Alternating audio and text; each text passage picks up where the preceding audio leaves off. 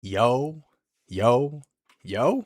Tuesday night, first stream post combine. It is rookie hype season. Honestly, it's rookie hype season throughout the entire Dynasty off season for the true degenerates. But how you doing, Jeremy? How you feeling post combine about your mid to late firsts? You feeling slightly better, or do you think the feeling is that people feel slightly better? Yeah, I mean, I will say I got a fresh cut for Kyler since he just got cut. Oh, there you But go. Yeah. I think honestly, late first, I'm not feeling much different about. Like I think the class drops off pretty steep to where I'm not going to have like a combine. I don't think there was like 8 players that performed so well that I'm like, wait a minute, these guys are all high quality players. Yeah. I do think the biggest winner though is if you are holding the 106.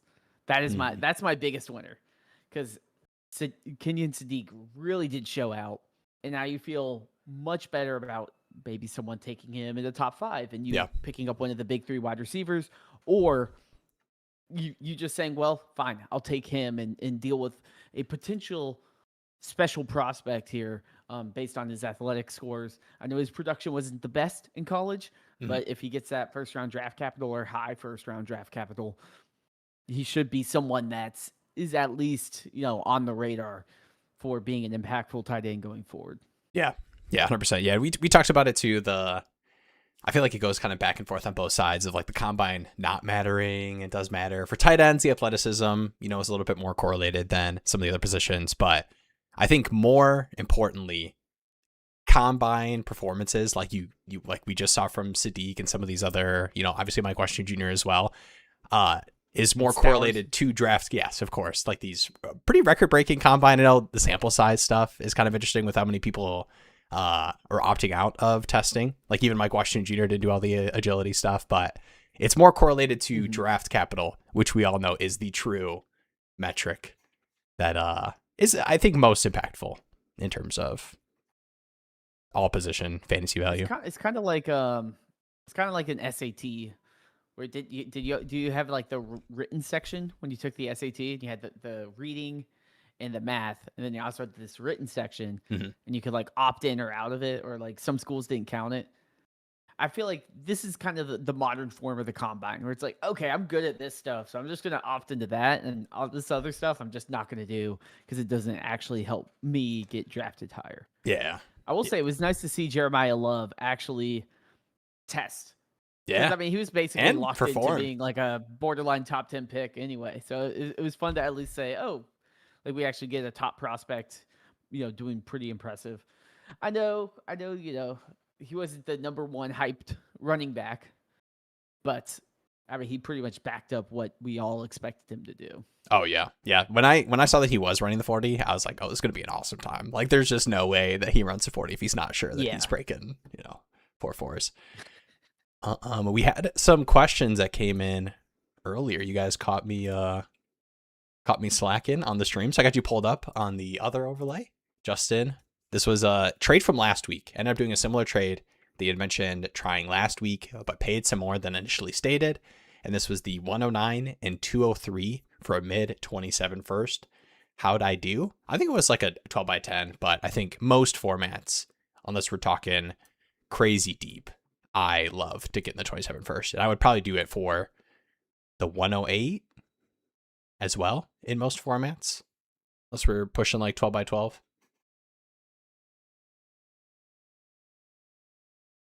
Let's see. I don't. All right. Shallower, 10 team, start 9, single QB. Okay. Yeah, it's clicking back to me right now. 10 team, start 9. 109, 203 for a mid 21st. Okay. The like impact player potential you get in a 10 team start 9 versus the 109, 203 versus that 27 first, especially if you're calculating it as mid. I mean, that could be the 109 and you probably end up winning this trade in terms of perceived value heading into the rookie draft.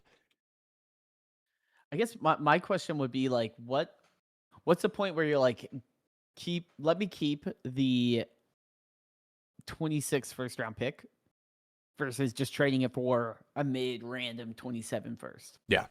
I think in this shallow of a league, like the shot matters so much more to me than what could end up being what are we looking at? Like an early second round receiver, probably, when you remove quarterbacks from the equation, a single quarterback, 10 team, that 109 pick.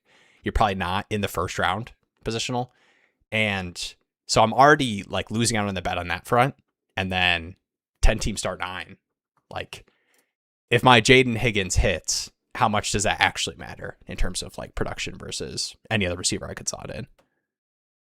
Yeah. No, I mean I agree. I think it's a good deal. I mean, grabbing in a shallower league, I'm more risky, or I'm more motivated to make riskier plays of saying, give me as many potential high end shots, and just having the flexibility of that future 27. Even if you said you were 7th last year, it's like, hey, midseason, you need a running back. Here's a mid 27 first. You're going to have a ton of teams interested in that. No. Whereas if you drafted, like RJ Harvey last year, you're like, crap, man. Like, I need you to score. I drafted you. I need you to start being a consistent scorer for me in these points. So I think it's a good deal, honestly, especially in shallow leagues. Like the 109 is not going to make a huge impact. Even post-combine hype, it's probably good to just move off of it. Mm-hmm. All right, next one here. Another one from Mike. This is the 103 for Justin Jefferson, straight up in a 12-man superflex. Jay does wins by a bit, right? I am probably at the point where the 101 and Justin Jefferson are pretty close to me, but I'm pretty happily taking Justin Jefferson over every pick other than the 101. Yeah. I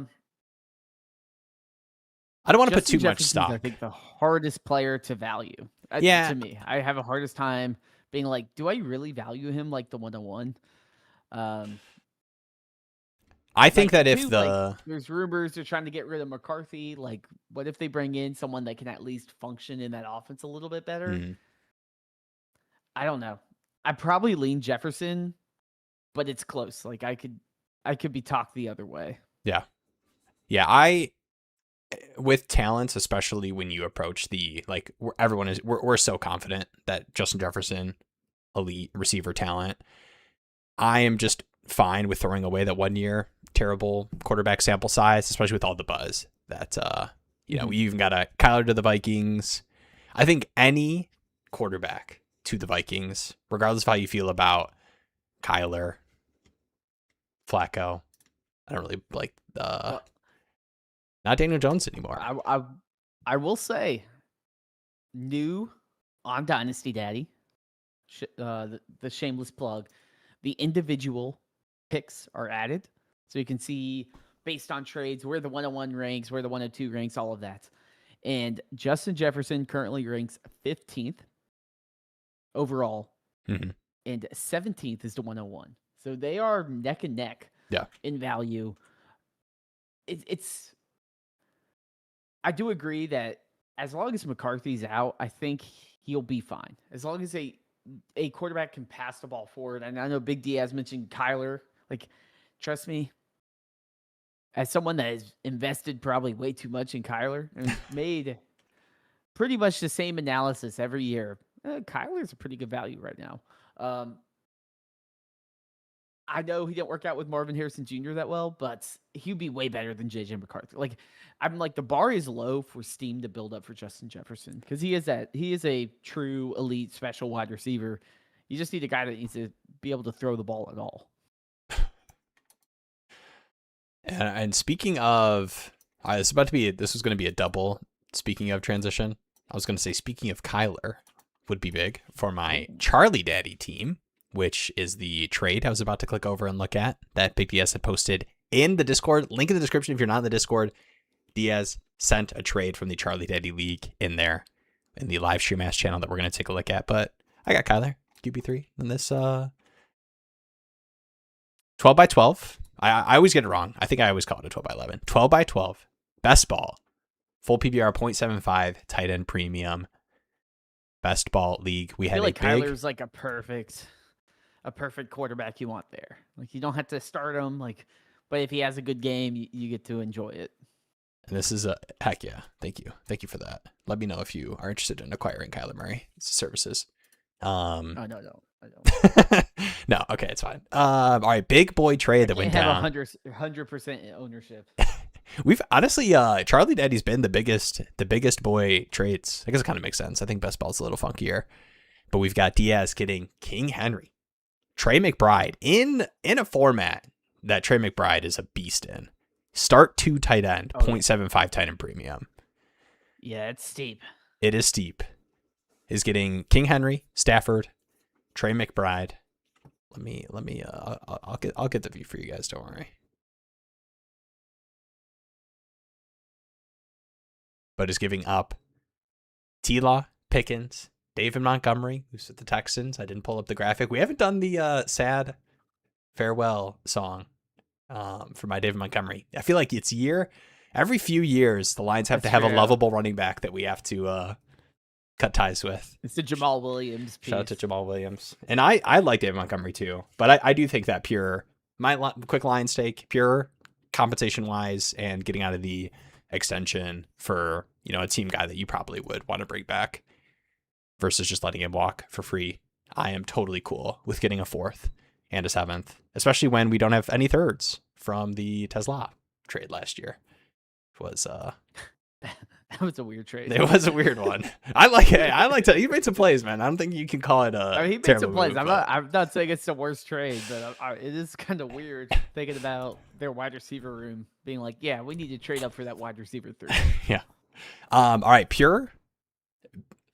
I mean, best ball wise, you are getting the age discount from Stafford to T-Law, and then King Henry versus, Pickens, Monty, Strange. Mm-hmm. Waller is tough. I mean, Waller could end up being a 0, but maybe you get, another year of the Waller antics, random 2 touchdown games. Is the age discount enough for you to not just love the DS side, getting the smash McBride tight end that I think, like, flexibility wise in trades in this kind of format, Trey McBride can be whatever you want it to be. Yeah, I mean, I think from my perspective here, with the 2 tight end premium, and you also have the premium aspect of the extra points, the Trey McBride is just so valuable. And usually I'm always like, split up your pieces when it comes to best ball, because just having more shots at decent starters is valuable. Mm-hmm. But I look at a lot of these guys and I'm like, Darren Waller, I don't really know what his 26 outlook looks like. Montgomery should be decent, but also like Texans aren't in an amazing situation for a running back. T-Law and Pickens are some of the most volatile pieces going into the offseason, and that Trevor Lawrence finished incredibly well. But it's like, is that the new normal, or is that just, he had a decent schedule and things went his way? And then Pickens has the fun contract situation with Jerry Jones, which we know goes smoothly every single time. And Strange, I like Strange, but the fact that you're getting McBride and you also add in Stafford, Henry, some good contender pieces, I'm good with that. I think the McBride piece and the 2 tight end premium is just such an advantage. Just having that true elite guy. Because when I'm in this league, like, I don't have that elite tight end. I have to just pick up all these random guys that score 3 to 5 points, get 2 catches, and hope that one falls in the end zone. Yeah, having a guy that in a tight end premium, in a start 2 tight end, like Trey McBride is truly like in a league of his own in this type of format. Yeah. No, I agree. I don't think I need to add too much. And we got Njoku here. Some buzz. There's some Eagles interest. Obviously, stated he's not going back to the Browns. But this team's pretty scary, man. You look at this running back room. Like, you only have to start 3 receivers because the rest of the spots are obviously the running backs, and then the start 2 tight ends, and then the rest are flex spots. But, man, Hampton, CMC, Ken Walker, ETN, Henry. The, like, QB tear down that is, like, feels like the big dynasty part of this trade. I mean, obviously alongside getting Pickens, but the age discount going to Stafford from T-Law hurts a lot less when you have Jalen Hurts and Jackson Dart as well. So yeah, it's a great trade. Like I said, Trey McBride in this format, like, it feels a little bit weird to be talking about the, like, consolidation piece in best ball format, but Trey McBride in this format specifically is just nasty. You're starting 2 tight ends every week that are hitting our lineup. Yeah, and like 2 not to just continue to pat Big Diaz on the back. I think he knows this team is pretty solid. Yeah. But he's built it really well in terms of having so much depth that once you have so much depth, you can start making these moves of like, okay, I don't need all these guys. Let me consolidate and get, the Ferrari in the 5-car garage. And that's kind of what the McBride piece is. It's like, what's the most valuable position? Elite tight end in this type of format. And let me go get the number one guy. Yep. All right. So we got some other questions in here. Some good convo. Let me, Jeffrey Jacobs here, 12 team, Superflex PPR, full points at a premium. I assume that's start 2 tight end.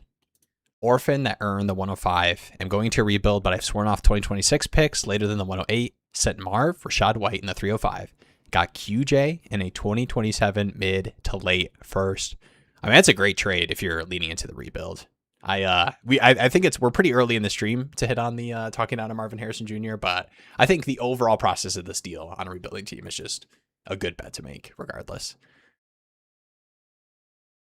Yeah, I mean, I agree. I've said a lot about Marvin Harrison Jr. Before. And I don't hate the guy, but his name just carries value, and it still does. So to me, getting off of his name, sure, QJ isn't amazing, but QJ is one of those guys that puts up decent numbers sometimes, and that's totally usable. And then you're talking about the most hyped draft class in recent memory. Give me any lick at getting some of the talent in that draft class, and then mid-season, if I need to move a 27 first, people are going to be jumping over that because they're going to be like, oh crap, my season went off the rails. I need extra picks. I traded mine away. Let me go get a 27 first-round pick. It's not going to be like 26. 26, you're starting to get a little bit of steam, especially for the top 5-6 picks. 27, I mean, people have been shopping for those for years. All right, is it time? Should I drop the? You guys anyone want to do a rookie mock? Well, we can at least. I'll throw it in the chat, and if it all falls through, hype it up in the chat and start filling it up. Yeah, true. All right, rookie mock, all caps. I see that I'm down. Let's go. Also, Tex, I see some great trade discussion. I don't see the initial trade. I don't know if you see it, Jeremy. I see talking about London. Was he talking about the great conversation that we were having? I don't think so. I think this was a separate great trade conversation that was happening behind the scenes while we were talking about. Offered my 101 for the 103 in Burden. Interesting. Is this today? Oh, it is today. All right, check. This is the link to the rookie mock. Join in. We're going to do 4 rounds. Post-combine. A 12-round rookie mock. Let's get real. Click a link. Ooh, let's we can do this combo. How much would you add to go from the 102 to the 101 in Super Flex? I think the conversation starts at if we're talking in the same. I think it starts at kind of like that middle late first range. And I think they probably would want a little bit more. Like the 102 and the 108. Like the 103. Like the 110 and the 103 for the 101. I don't think that's getting accepted, but I think that's where the conversation starts. Like, I don't think, I think it would have to either be, I think that just would probably want something more proven. Like you're having to add a player that they're locking into a lineup spot or has enough dynasty value. But man, I don't know. Especially with some of the, I don't want to get too into like the whole Lemon not interviewing well, whatever. We don't even need to talk about the Tate 40 stuff. Talk about that. We probably should a tiny bit, but I also want to point to, I feel like combine season is just all this like weird buzz that you hear, and some of that is probably founded. Games. Yeah, but I hope Makai Lemon falls to 10 or whatever. I just assume like. And whatever, man. Receivers are a little bit weird. You remember the whole tweet exchange? He was slithering. He was slithering a little bit. But he kind of plays a little slithery. What's going on? I don't know, man. He was getting separation at the podium. Definitely. But I mean, receivers are weird. And I mean, he is the weirdest Mekhi Lemon could have ever acted or interviewed. I still see as a top 20 pick. So I'm not too stressed about my 103s. Yeah, it's Interview interesting. scores. I feel like Tate came out and didn't do amazing, right? Like people are like, it's a little slower than I was hoping for. But I kind of feel out of the top 3, Tate was the big winner just because everyone's like, what is going on with Lemon, Slytherin, and then these weird interviews? Like, I think people are a little wary of that information. But yeah, with all that being said, I don't have any dynasty rookie drafts. I know some people do.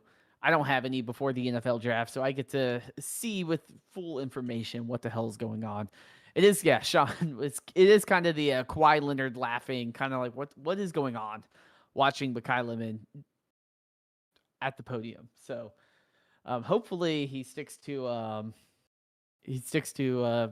football and not talking too much. Hey, that gauntlet was an looked good. experience. If we want to, if we want to talk about actual, like we are going to be recording a combine reaction video that will be posted on the channel. But in terms of not just speculating on receivers acting weird at podiums and potentially in interview rooms, I think there was a lot of good that came out of, like we talked about, that middle to end of the first range. I think especially with some measurement stuff. I think like KC Concepcion specifically, like size, gauntlet drill looked good. Like there's just some Wolfpack legend. There you go. Okay, what do you think about this 102 and the 106 for the 101? Is that too much? Is there any format, if you were at the 102, you wouldn't do this deal in? Would it have to be like a very deep league? I think it's a pretty good offer. You're like saying this is guaranteed. I feel like I would take the package here. This goes back to me banging the drum about Ashton Jeanty, and even before that about Marvin Harrison Jr. Trade down king. Of like if you can trade back within the elite tier and pick up a value, that to me is huge. And Jeremiah Love, while he is amazing, if you're telling me, oh, I get a crack at Mendoza or a top 3 wide receiver, and then I can also get whoever falls within the elite tier plus Sadiq, and I get 2 of them, I'm probably just going to take that. Now, if it's the 107, the 108, then I'm like, okay, that to me is kind of the tier drop off. And I'm like, okay, I don't really need, like I'm less enticed by a Boston or a KC or someone like that.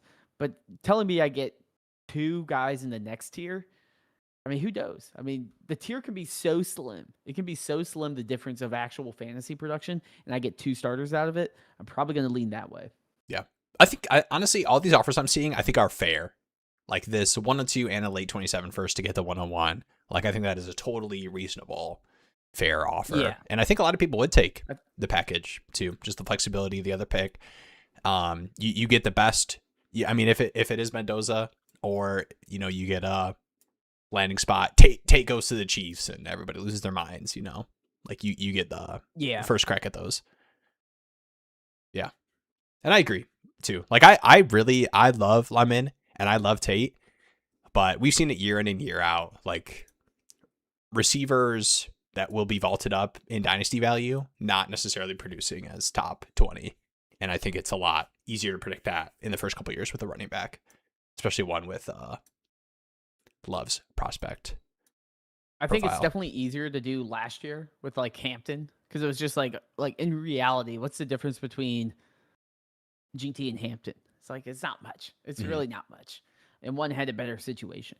It is harder because if you had the 101 and you're like, okay, I really like Love fits my build. I need a running back. Having a running back, locking that in feels much better than taking probably a wide receiver 2 at best rookie year, and hoping that he has the trajectory of being a wide receiver 1 long term. Like, I do get that, because you don't just have, like last year we were able to trade back a spot or 2. And you still had a quarterback and a wide receiver and a running back. You still had so many different needs that you could be addressed. This is like, if I trade back, I'm quarterback or wide receiver until you get to tight end based on your tight end premium. So it is a little bit harder to trade back, but if you are considering it, I do think that's a decent deal. Yeah. Yeah. And a good shot here with Love being the only real running back option in the draft. If you need a running back, Love's the only good answer. Yeah. Like there's some like Jadarian Price first round buzz. Like obviously Mike Washington Jr. smashing the combine speed score wise, but still, I think there's a lot of holes that you can poke in both of those prospects in terms of obviously production stuff. 12 career fumbles. Yeah. Like there's a lot more to a team taking a running back in the late first or second round than just awesome speed score, especially with this free agency class. Like Ken Walker not getting tagged. You have ETN not getting tagged. Rico Dowdle's still out there. Obviously, we had the David Montgomery trade. J.K. Dobbins could sign somewhere. Like, there's a handful of running backs. Rashad White.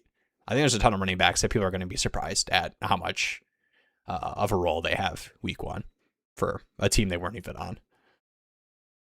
Yeah, no, I agree. I think a lot of the second tier running backs, I know there was some hype. A lot of records broken, like Mike Washington. Yeah, but there was certainly a lot of the guys that you're hoping would show that thing, like Price, and what was his name?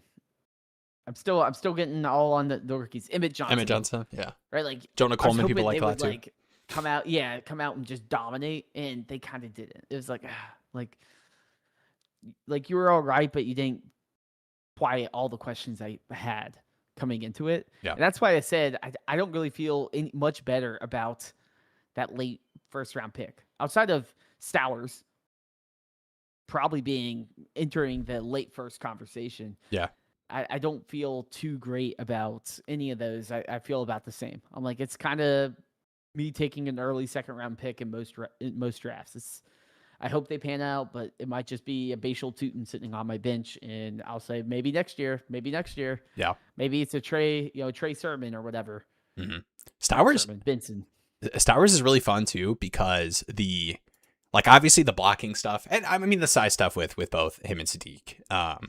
But I think the blocking stuff you're way more concerned with Stowers versus Sadiq, and I think him smashing the combine, athletically. And, that potentially correlating with draft capital. Like you get a Broncos.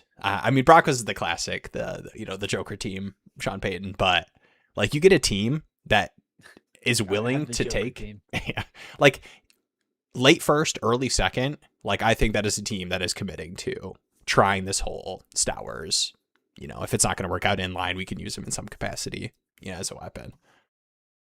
I also want to shout out. I don't see him on the Dynasty Daddy rankings, but I think Justin Jolie, low key sleeper tight end in the later rounds.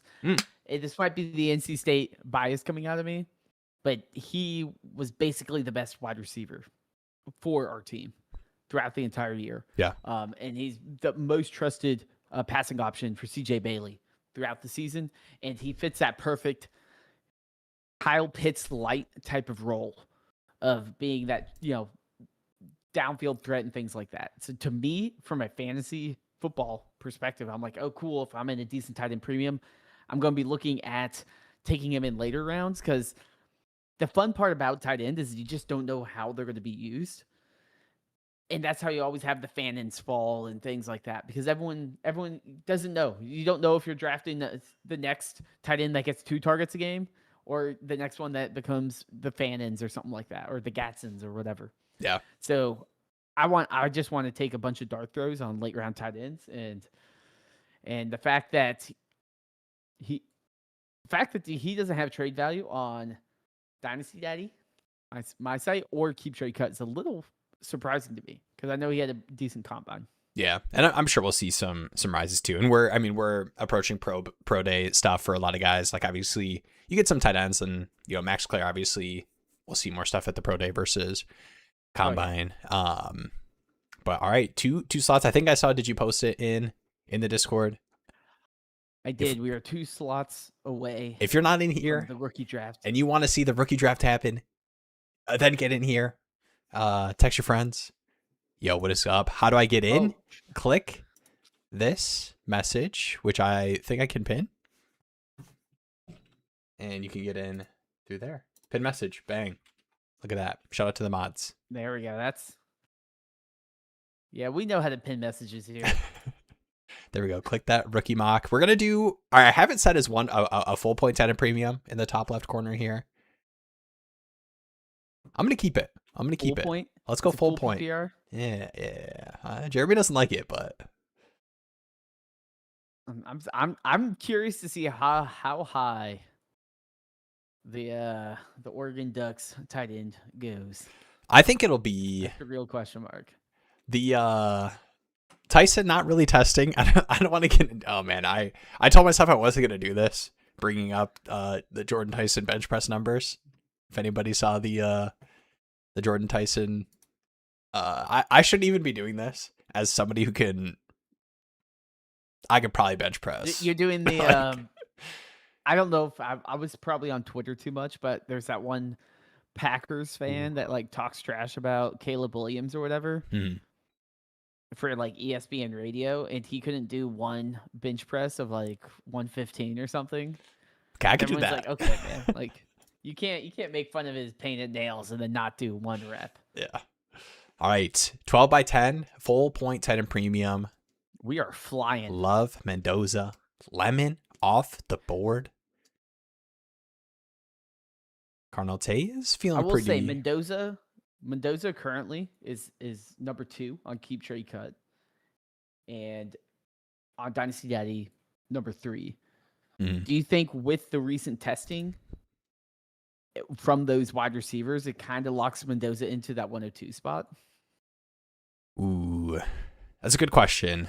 If you're asking me pre-draft, I think I'm confident enough in the wide receivers that if I don't need to attack the quarterback position in the rookie drafts, I'm fine taking Tate or Lemon ahead. Tyson, I would be a little reserved just because I could see him falling late first. All right, I'm gonna pull the trigger on the Sadiq. I think was already getting first round buzz. Yeah. I think there's some nasty landing spots in a good way, nasty. But I'll let you talk about your pick here at the 107.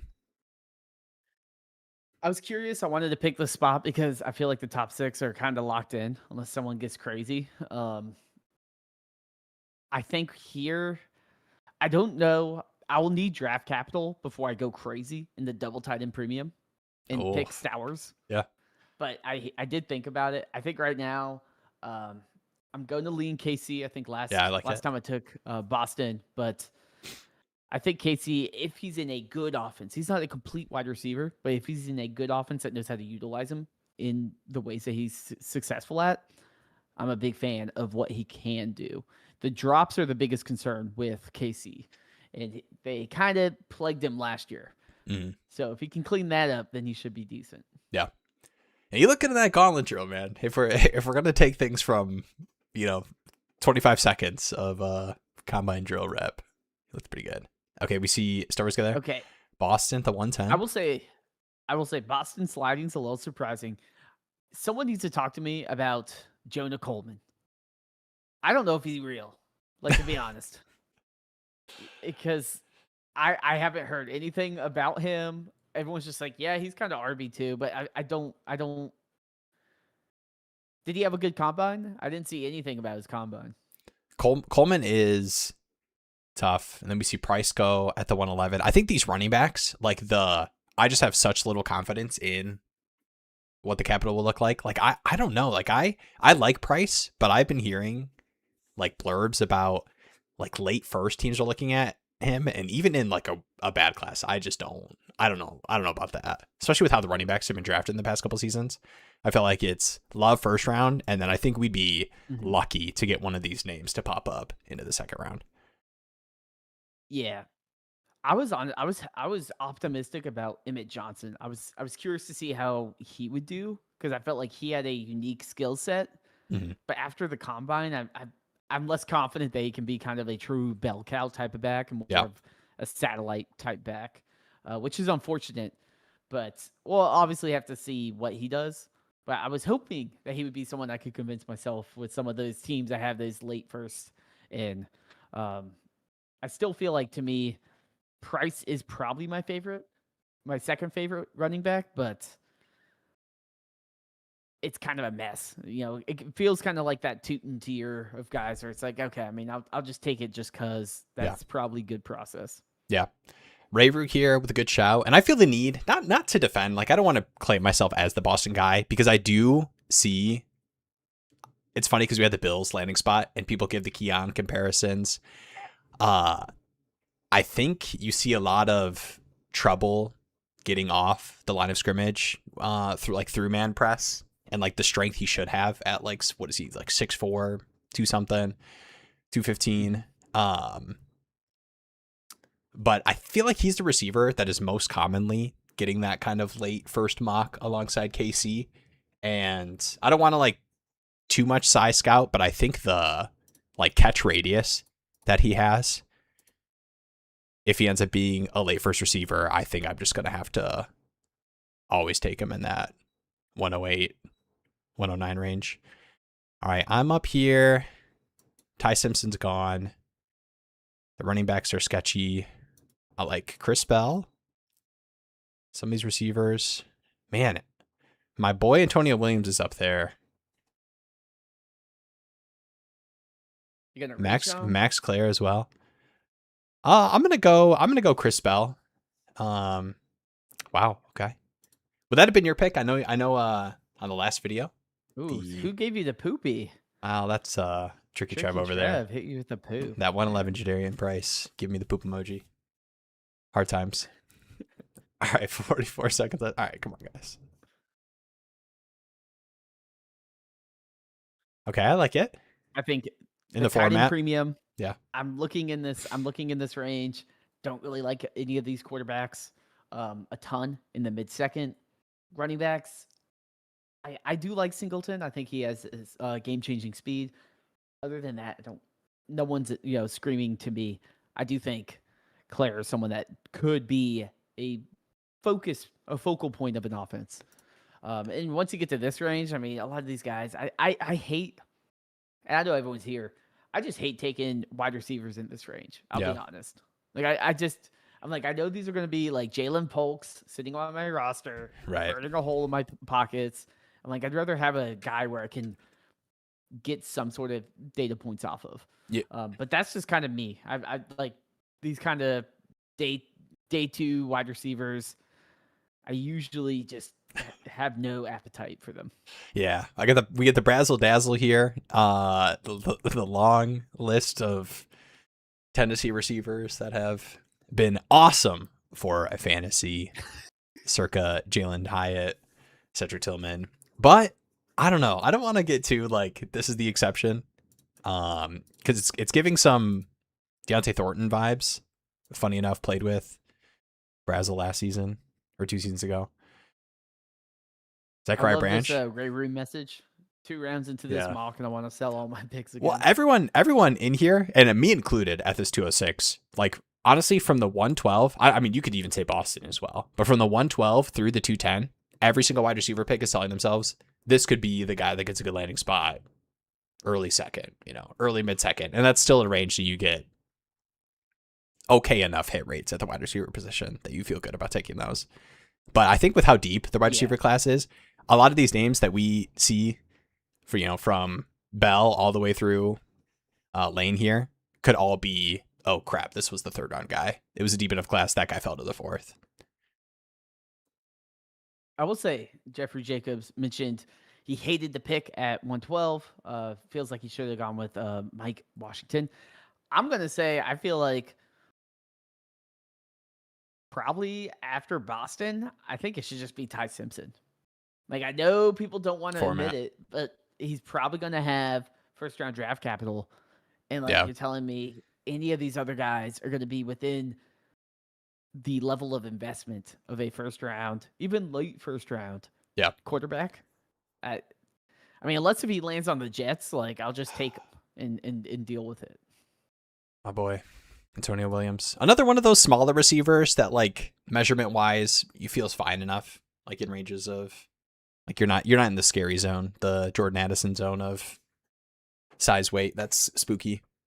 Get ready for my We'll pick. say Ooh. Trevor Winslow is asking if we're going to do a Dynasty Daddy combine. Man. I feel like that goes well. Fantasy analysts doing combine drills. Oh, yeah. The guy, I don't know how fast you think your 40 is. Oh, you can wear the tightest run. clothes. You can I'll give you can practice for a week. Your get off. What's the Dynasty Daddy combine time? It would be bad. It'd be real bad. All right, I'm gonna star a couple names. Just some like combine risers. I think Burks and Hurst had good enough combines that they're entering this wide receiver class is pretty deep range. You got Jam Miller. Ted Hurst. Wait, what did I say? Carson Is that Beck. who you're talking about? Oh yeah.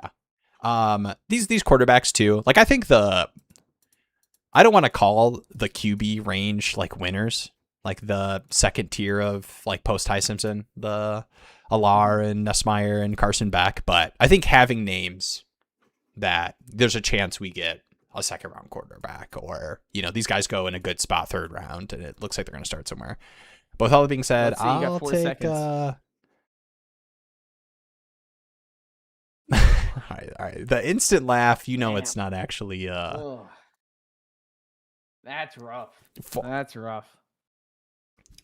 Format wise, it probably should have been one of the QB bets, but I'm just not.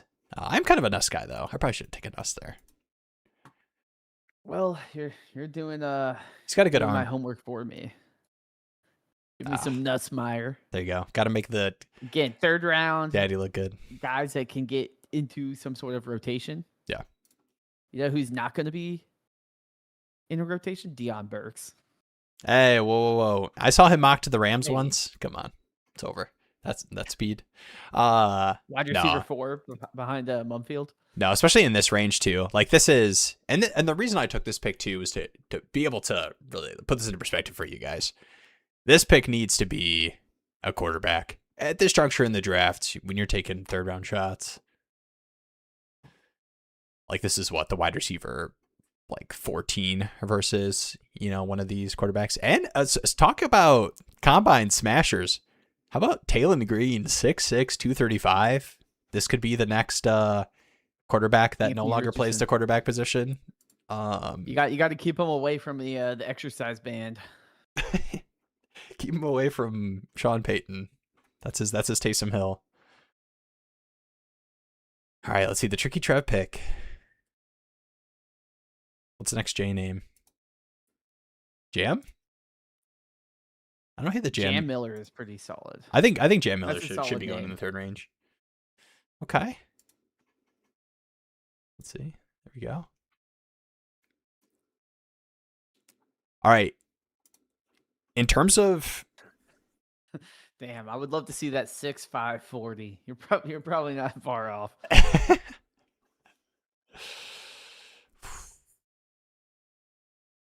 Yeah, I'm trying to. The last time I actually ran a 40, like I played football in high school freshman and senior year, and I think it was so obvious who was fast and who was slow that we never really did like full team 40 like testing metrics. So I think the last time I ran a 40 was in full pads as a freshman. And it was definitely 5 something. That's all I'll give there. Let's just say I was in the pep band, so we weren't really measuring our 40s. Dude, I'll tell you what, the strength and endurance you have to have. I don't know what instrument you were holding up. Or what were you holding? I was anything girthy? Sax. Okay. All right. Those are big. Not bad. I get the neck strap. I can throw it to the side. It's not bad. Sorry, I stopped myself from making watching Jeremy throw it to the side comment. I'm gonna move on. Oh my god. All right, Jeremy can try to the next one. There we go. All right, there we go. Hurst. The big DS. I've never felt more in sync with you than this comment. I think it's a good idea into the first 10 yards, and then I'd be like, okay, this stinks. Oh, and there's your Feeling Jolly guys pick right there. Damn. wide Kyle, you have receiver to snipe me like that. I know these wide receiver picks honestly are pretty bad. That's kind of the thing, man. These QBs that have names, all it takes is one team to say, we're in the second, we're in the third. Why wouldn't we take a shot on a quarterback versus starting, giving Joe Flacco his 25th NFL season as starting quarterback? Yeah, and there's a lot of teams too that need quarterbacks or like are gonna have like 1 year kind of prove it deals, like Kyler, wherever he goes. Well, they might also pick up a Nussmeier or a Beck or something, just in case it doesn't work out, and they at least have kind of a backup plan, like the Browns did with Shadur and I'm blanking on his name. What's his name? Browns? Yeah, the other guy. Oh, not Deshaun Watson. It's like Gibson or something. Oh, Well, not Deshaun Watson. all right. On the clock here, I'm probably just gonna take Jam. How am I blanking on this? 4th round. I'm done taking my crappy late wide receiver bets. I honestly, I don't feel bad about That's the what it is. Dylan Thank Gabriel. you. Thank you, Ray Roo. I know. Will's like, I'm just gonna let you suffer. Now I'm gonna be fully real. Sometimes I'm so locked in on the next step as a streamer and a podcaster that I stop listening to what Jeremy's saying. All right, go ahead, Jeremy. You're next up. 45 seconds left. Look, 0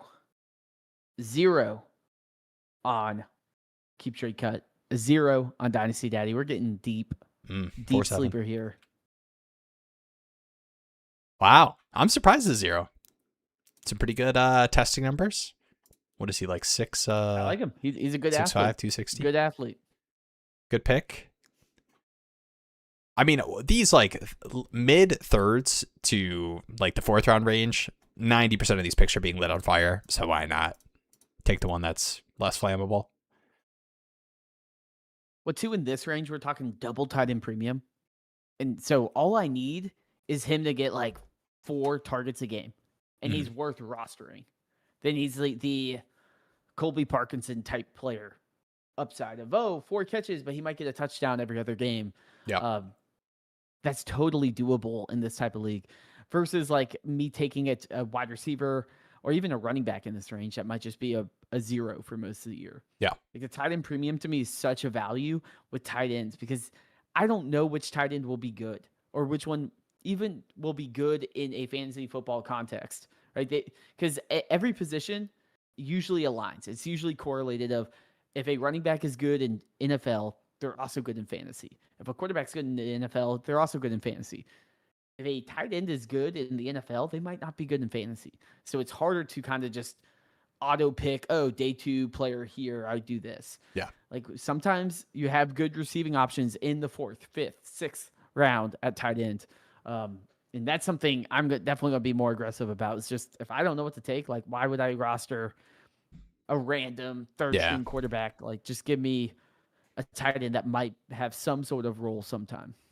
And that too especially is in the tight end premiums. Yeah, especially I mean thinking back to like the last couple classes, like I think we mentioned it a lot. People remember the Amon-Ra, the Pukas, the Buckies a lot more than they remember the KLSs and the Deontay Thorntons, who you would probably think like those buzz names that I'm saying held value at some point because of, buzz, news reports, preseason performances, but more likely than not, it's a battle for those receivers to even have a role route-wise on a team versus the tight end spot or the running back spot or the quarterback spot where all it takes is, opportunity. Yeah, no, I agree.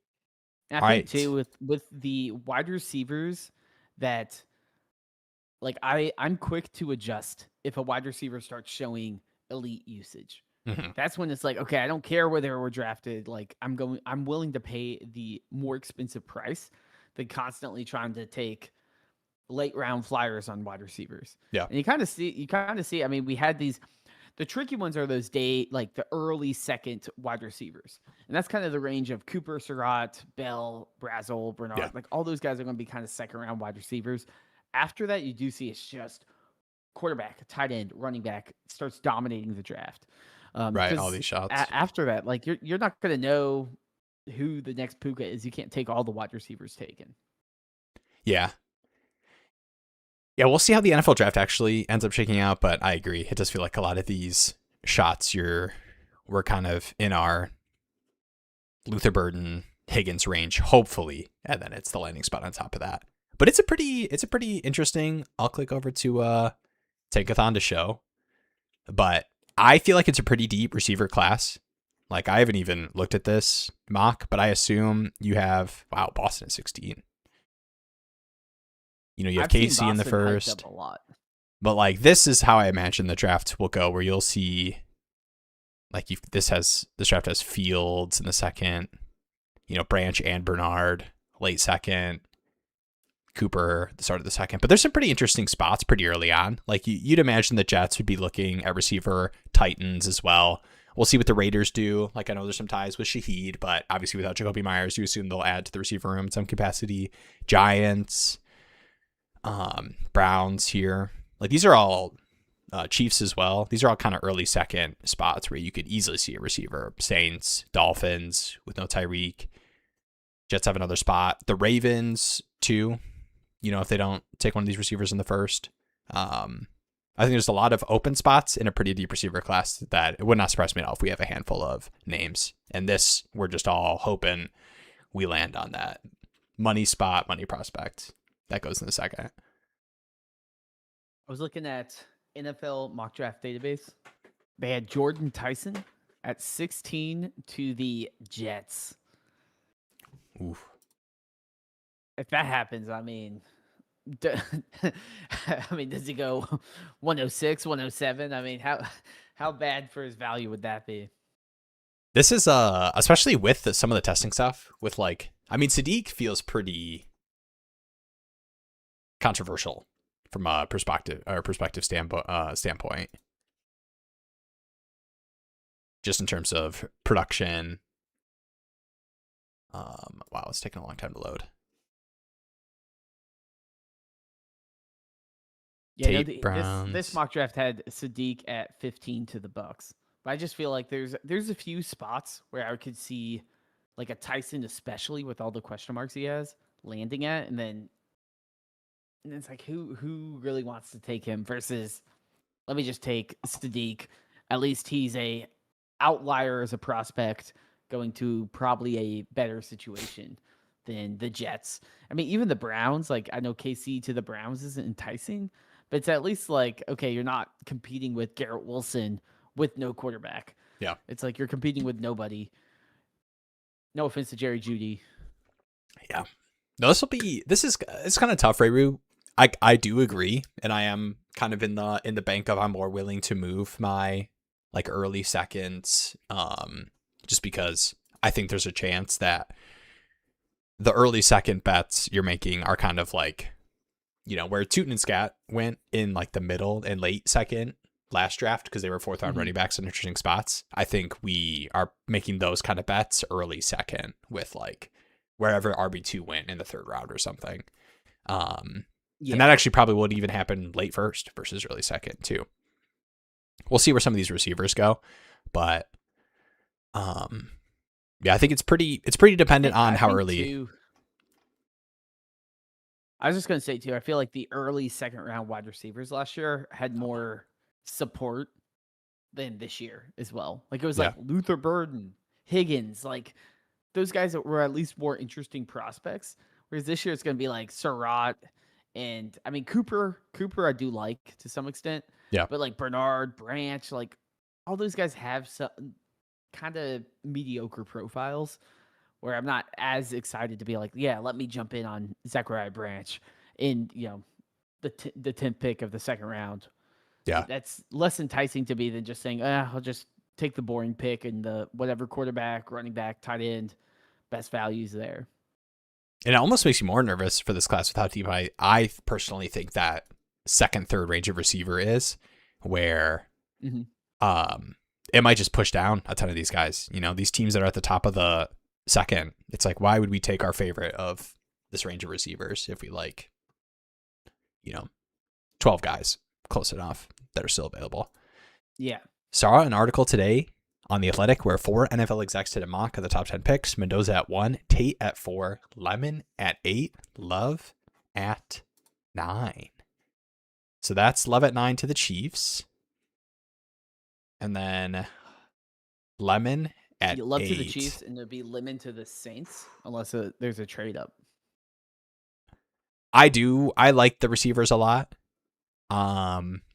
Maybe I'm just higher on Love than a lot of people.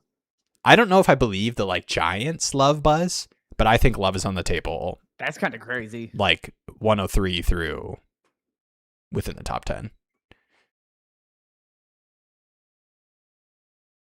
Yeah, I mean, I'm hoping that the interview with Lemon wasn't terrible, and we still get 2 top wide receivers. Yeah. In the top 10. But yeah, I mean, I think it's going to be similar to this. I imagine Tate is locked up the wide receiver 1 in the class from at least drafting.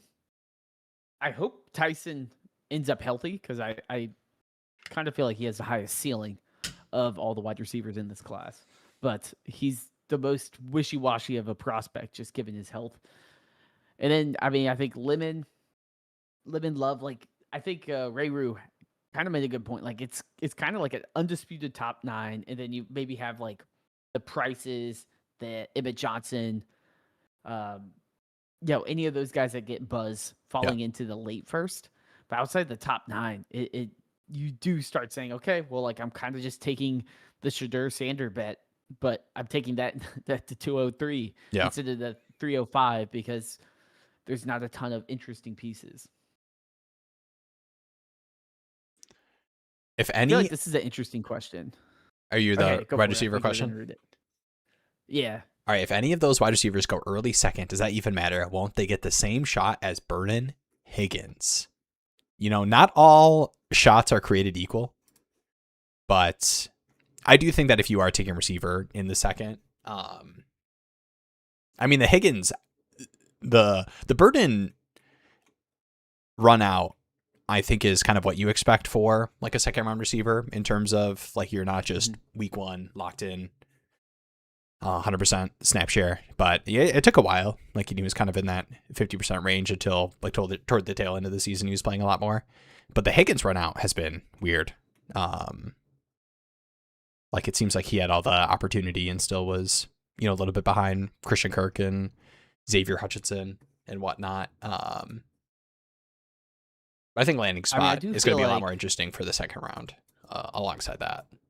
Like the Titan spot. I'm still surprised last year that Burden fell as far as he did, to be honest.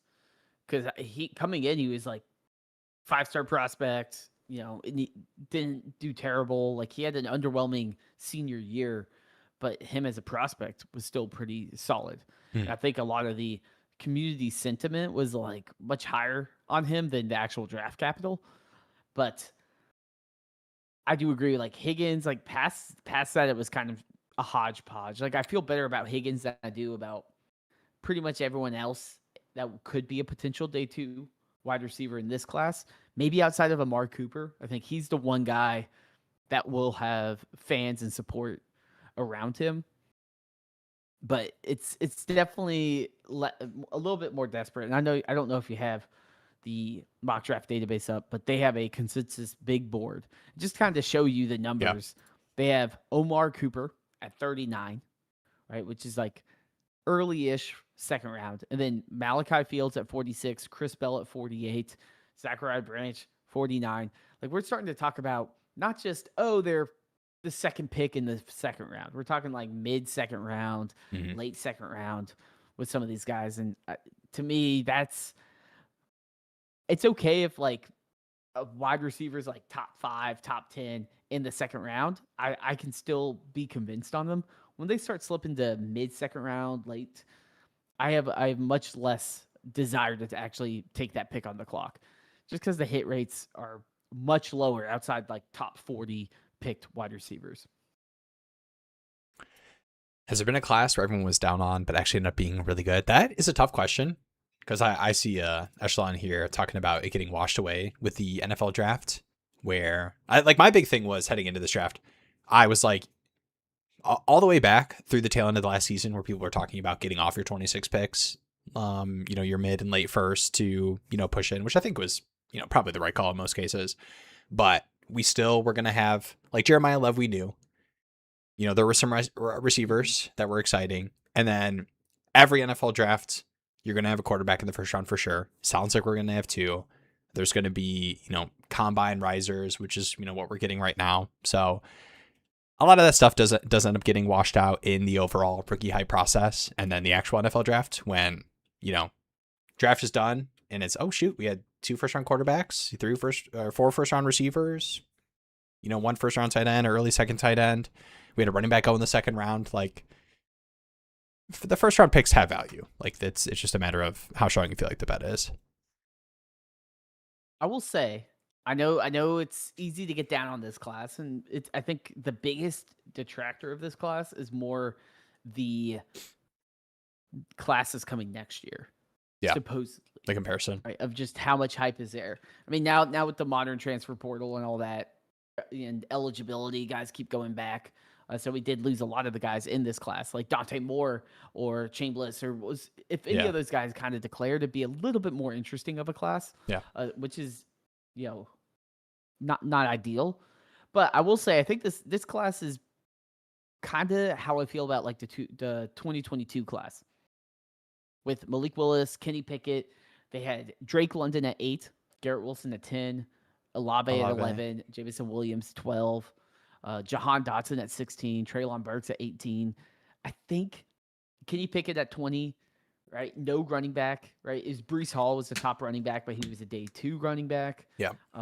That's kind of how Christian Watson, Breece Hall was a pick 36. That's kind of how I see this class in that there's no elite quarterback kind of anchoring, or there's like, at least this class, we do have the Mendoza, right? Yeah. Like this class you're looking at Kenny Pickett, but at least you have Mendoza here.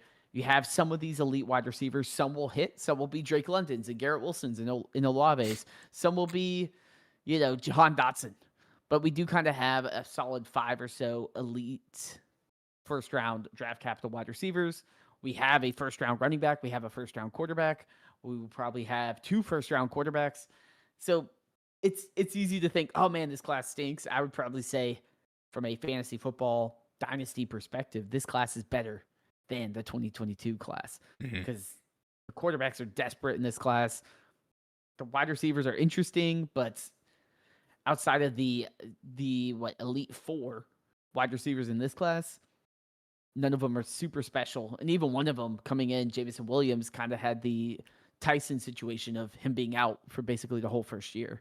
Yeah. So, it could be worse. It could be worse. We could have no Mendoza and no Jeremiah Love. Yeah. Oh, people 100% liked Breece more than Price and Coleman. I think Breece probably was closer to, I think if I'm thinking about recent classes, Breece is like 75% of Love. Behind Hampton, I think, like in terms of like I think, but I still think like in startups, I think Breece was like I think he was a 3rd round pick in startups, even though it was the Jets.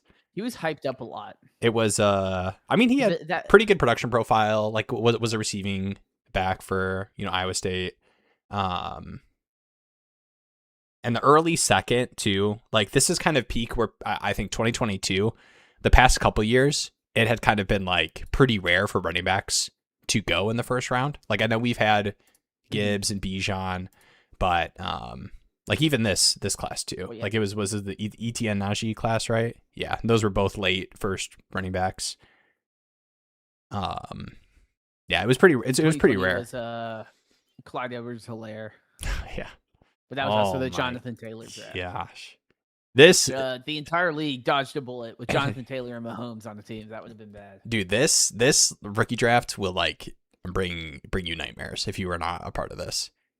Like obviously you had Joe Burrow, Tua 5th overall, Justin Herbert 6th overall. You had Judy at 15, CeeDee Lamb at 17, Jalen Reagor 21, Justin Jefferson 22. Oh. This is giving me like flashback nightmares. CEH at 32. Oof. All right. This is what it's all about, reminiscing on the 2020 NFL draft class. Yeah, Brees That's when you know K9 it's and bad. Cook. Dude, I remember. I will say, Let me do my quick Lions. yeah, go for it. I have to call myself out because there is a tweet out there. It may have been deleted. Maybe I left it up where I said my heart says Aiden Hutchinson. Wait, no, my brain says Aiden Hutchinson, but my heart says Malik Willis. That was a real life Will tweet about the Lions' second overall pick, and I just remember the whole draft. Honestly, He kept falling. Right? I know. Maybe I was right. Well. If it's versus Aiden Hutchinson, I'm definitely wrong. Hey, but you're not wrong. You were just early. Yeah. That's how you get out of everything. Yeah. Like right here, man. 46, I was like, oh, Malik Willis. And I was like, he's still falling. And I think we still had one more chance in the third round because he was a fourth round. No, he went in the third. No, we didn't have a third round pick before that. I think we traded back. Oh, Kirby Joseph, though. Let's go. All right. My bad. Sorry, go ahead. You had a I will say, and then I had to do my Lions reminiscing. Well, I just wanted to say, Ray Rue mentioned this, the 2022 class also had Kenneth Walker and James Cook. Yeah. Which is good call-outs. That being said, who both had that draft class, was Kenneth Walker and James Cook valued much higher than Price or Coleman?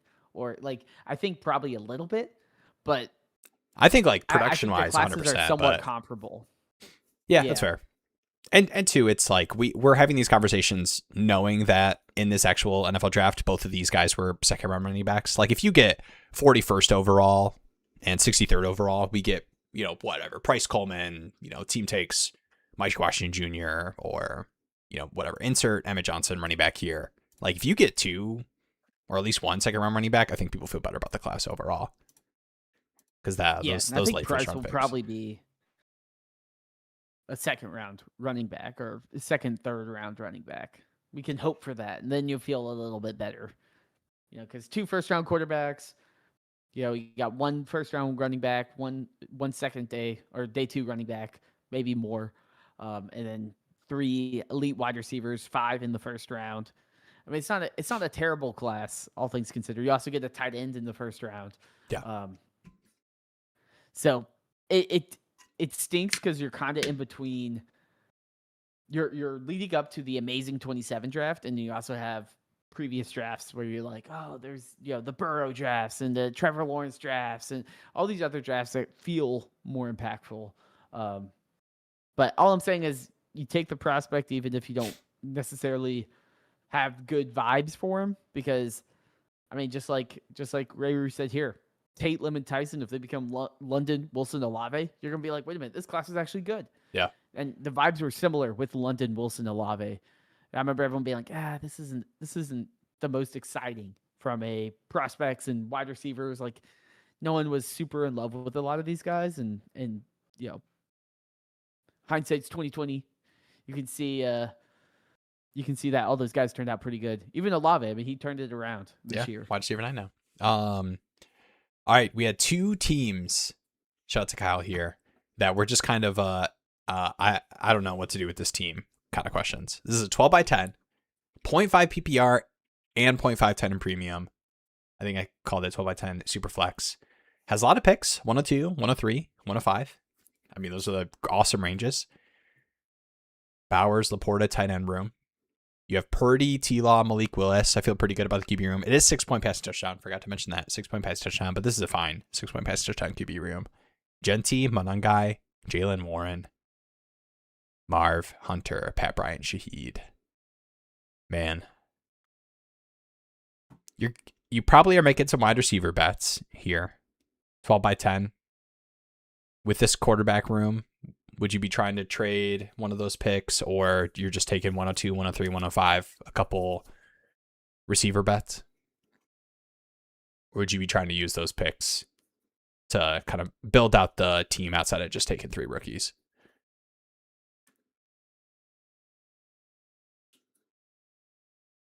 I think the boring answer is the answer I'd probably go for, in that I'm just going to unload on rookie wide receivers and hope it works. Mm-hmm. Like, this is a team where I look at Trevor Lawrence, Purdy, Ginty, Monangai, Marv, Hunter, Brock Bowers, Sam Laporta. Like, there's a lot of missing pieces, but this could turn around pretty quick if I get 3 high-value shots on potentially impactful wide receivers or something, Yeah. like, or, and the nice part too is you control the 102, 103, and the 105. So I think you could probably play it of like, does someone in my league really want Mendoza? Because I can potentially trade that pick, right? Or if I know the 104 wants Mendoza, like, can I get them to, like, I would probably try to figure out the Mendoza piece of this because I don't want to be stuck holding Mendoza at the 105. Yeah, Burrow, Cam Ward, Like, I Geno kind of want the wide receivers for the Mendoza team. Gadsden, Ferguson. What does this 101 team have? Like slams, I guess. Slams. This team doesn't have a first round pick next year. Has JJ McCarthy as their QB2. They also have the 109. So maybe you could do. I know Kyle's mentioned top 9. Right? Top 9 this class. Yeah.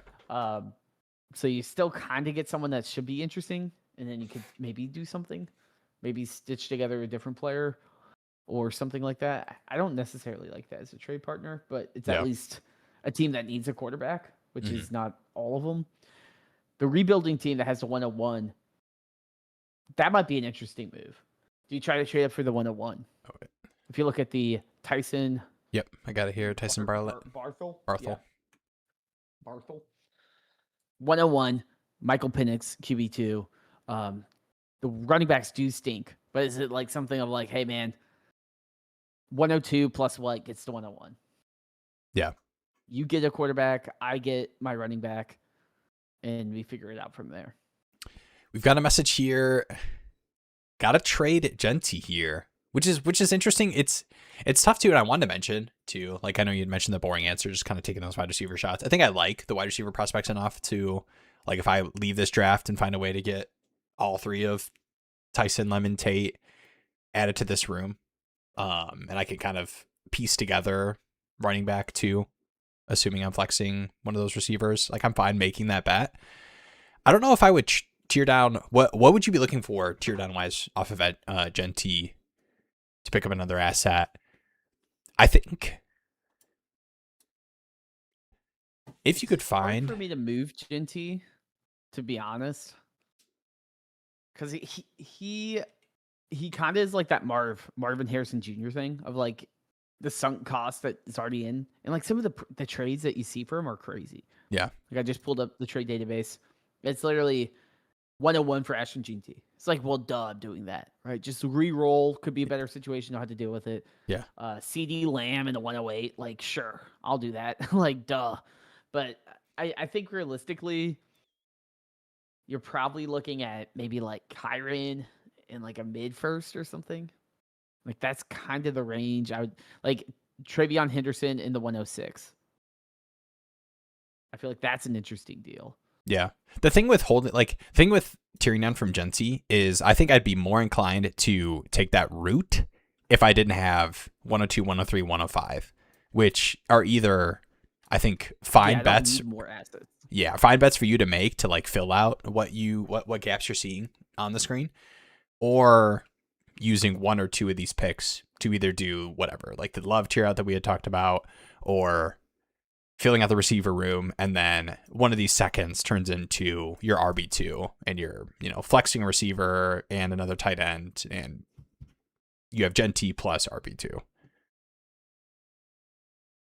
And then I think you can kind of decide from a couple weeks into the season your direction. I do think that's a good call out, though, of like, okay, do we move off Genty? And I think right now football's not being played, so Genty is not going to go anywhere in terms of value. Yeah. So I'm not thinking I need to move Genty, especially since I have 3 first-round picks this year. So it's like, what do I get more? A first-round pick? Yeah. No, sure. If the one guy with the 101's like, I'll give you the 101 for Genty, it's like, sure, maybe I'll re-roll, just get Love. If Love gets a better situation that I like, sure. But I look at this, I say Marv, Travis Hunter. I know shouts to Ray Root, the Travis Hunter, less than 3,000 value hurts, but I'm a buyer here. I'm not a buyer if I had to start him week 1.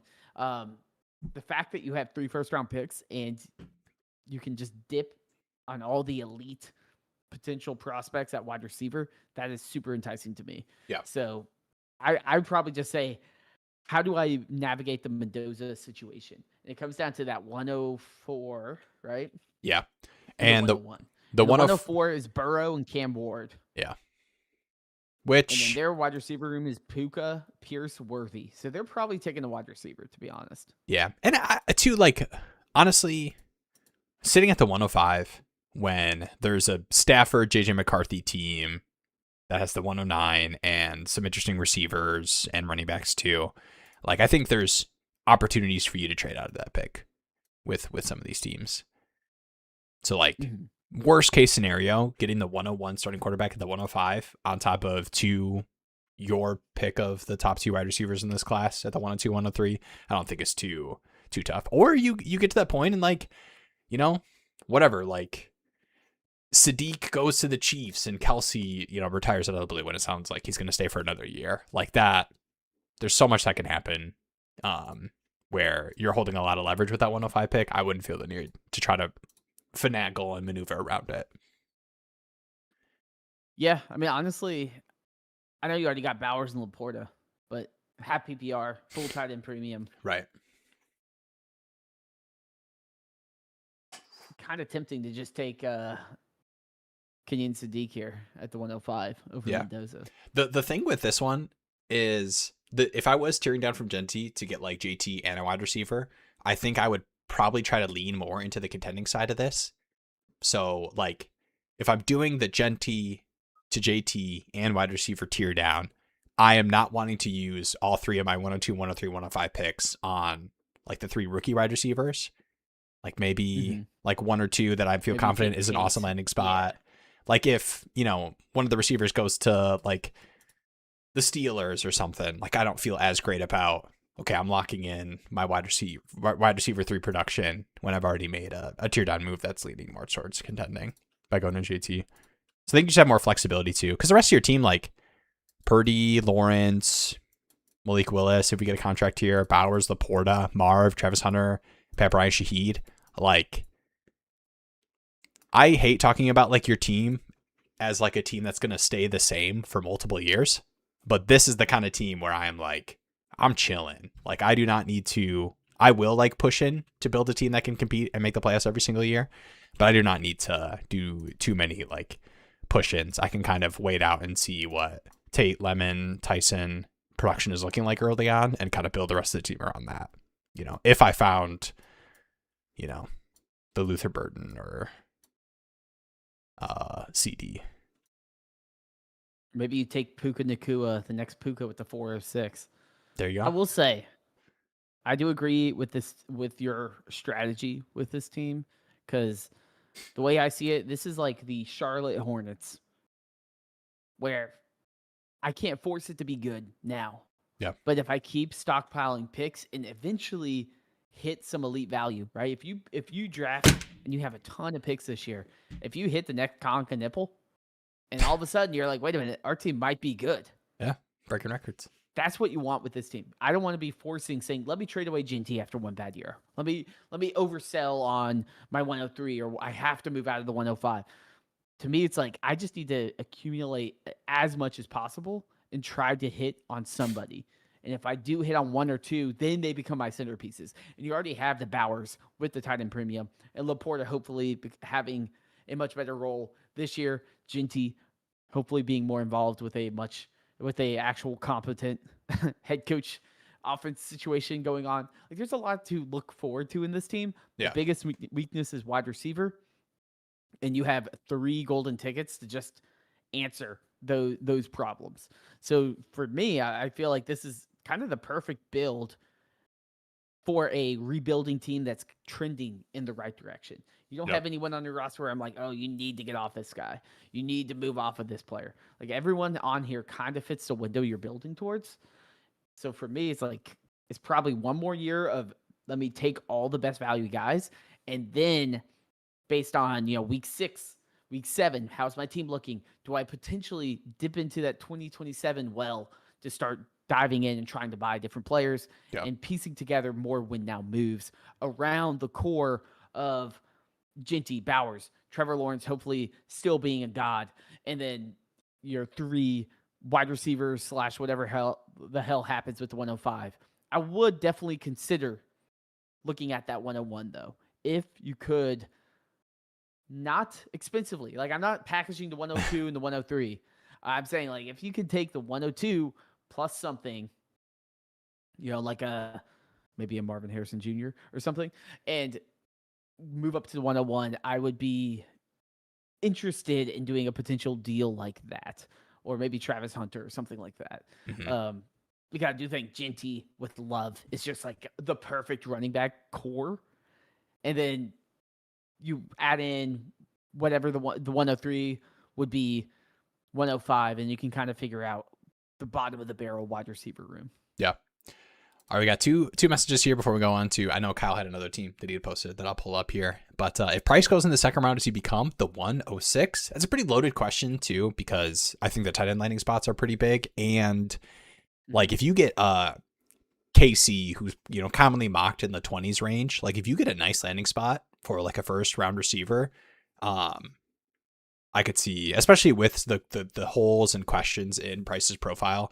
I don't know. I wouldn't confidently vault him into the 106 if he goes late second. I think it'd have to be early second or late first, awesome landing spot, which if I was a betting man, I would not bet on that at this point. Even though I don't like hate Price or anything. Yeah, I mean, I think I agree with that. I will say he would push himself into the conversation. Yes. Right? It would not just be, Price is after Boston and KC and Ty Simpson. It would be he's in the same tier.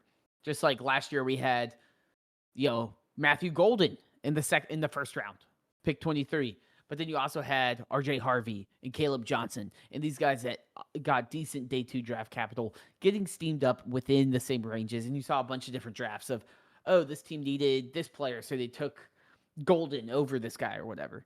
So I could see that happen, but I do think KC and Boston have probably put enough distance between them, unless Price gets some crazy like pick 33 draft capital. Yep. Then people will change their tune on it. Does this QB room take Mendoza? I'm going to say too, I think my perspective, and it's kind of tough because I do really like Mendoza, but I definitely am leaning closer to the wide receivers in most cases where I have a QB room where I can count on 2 starters. And I think this is one of those rooms. I know it feels a little wonky, but would not surprise me at all if this is 3 starting quarterbacks in 2026. Kyler Murray, Malik Willis, Cam Ward. Or at least competing. You Really? get Kyler in Minnesota. Pat McAfee said he was generational. What are you talking about? Yeah, I will say some of the stuff is like, he awesome offensive line. We don't need to do the whole Mendoza analysis here. An hour and a half into the stream. It's Indiana carried him. Mendoza break. Awesome offensive line, but like the Mendoza, the stuff that you want to look for in like QB success, like very accurate, like middle range yardage, like that kind of 10 to 20 yard range, like very, very accurate compared to other top drafted quarterbacks. And I'm a Kubiak believer. Yeah, I do think I am a Kubiak believer based on what he did with the Saints for the first 4 weeks 2 years ago, and then obviously what happened in Seattle. He has a decent track record. I'm optimistic there. You're also going into a decent offensive situation in terms of weapons. Offensive line is the biggest question mark, so we'll have to see how Kubiak addresses that going into 2026. I do agree, though. I look at this and I say Murray and Willis, one of those will probably be a starter, and Ward will probably also be a starter. Do I need a QB3? Or what happens if they're all starting? And I'm like, well, like I drafted maybe a guy that scores 1 or 2 points more than these other guys. And I feel like that's kind of the issue with this. It's like, I don't really want to tap the Mendoza pick. Yeah. If I'm literally like, I don't have a QB2. If I have to start him, I will. Otherwise, I'm like, the value's harder for me to swallow. I know. What do you think the Malik Willis? Because I think these are, I don't feel confident in my perception of how people will value Malik Willis post like contract. Like if we get the 3-year, whatever, $50 million contract and 2 years are guaranteed. Yeah. Like once that happens, I don't know where he'll be valued. Like if late firsts will be sent out. I think people will do the Justin Fields comparison, the small sample size guy, system thing. Because right now, I feel like he is the classic, can I sneak Malik Willis into this deal for like a mid to late second value when this could be a starting quarterback? Well, I'll shout out the new player pages at the top. I haven't announced it in the Discord, but I revamped the top and I posted some of those on the Dynasty Daddy Reddit and Twitter.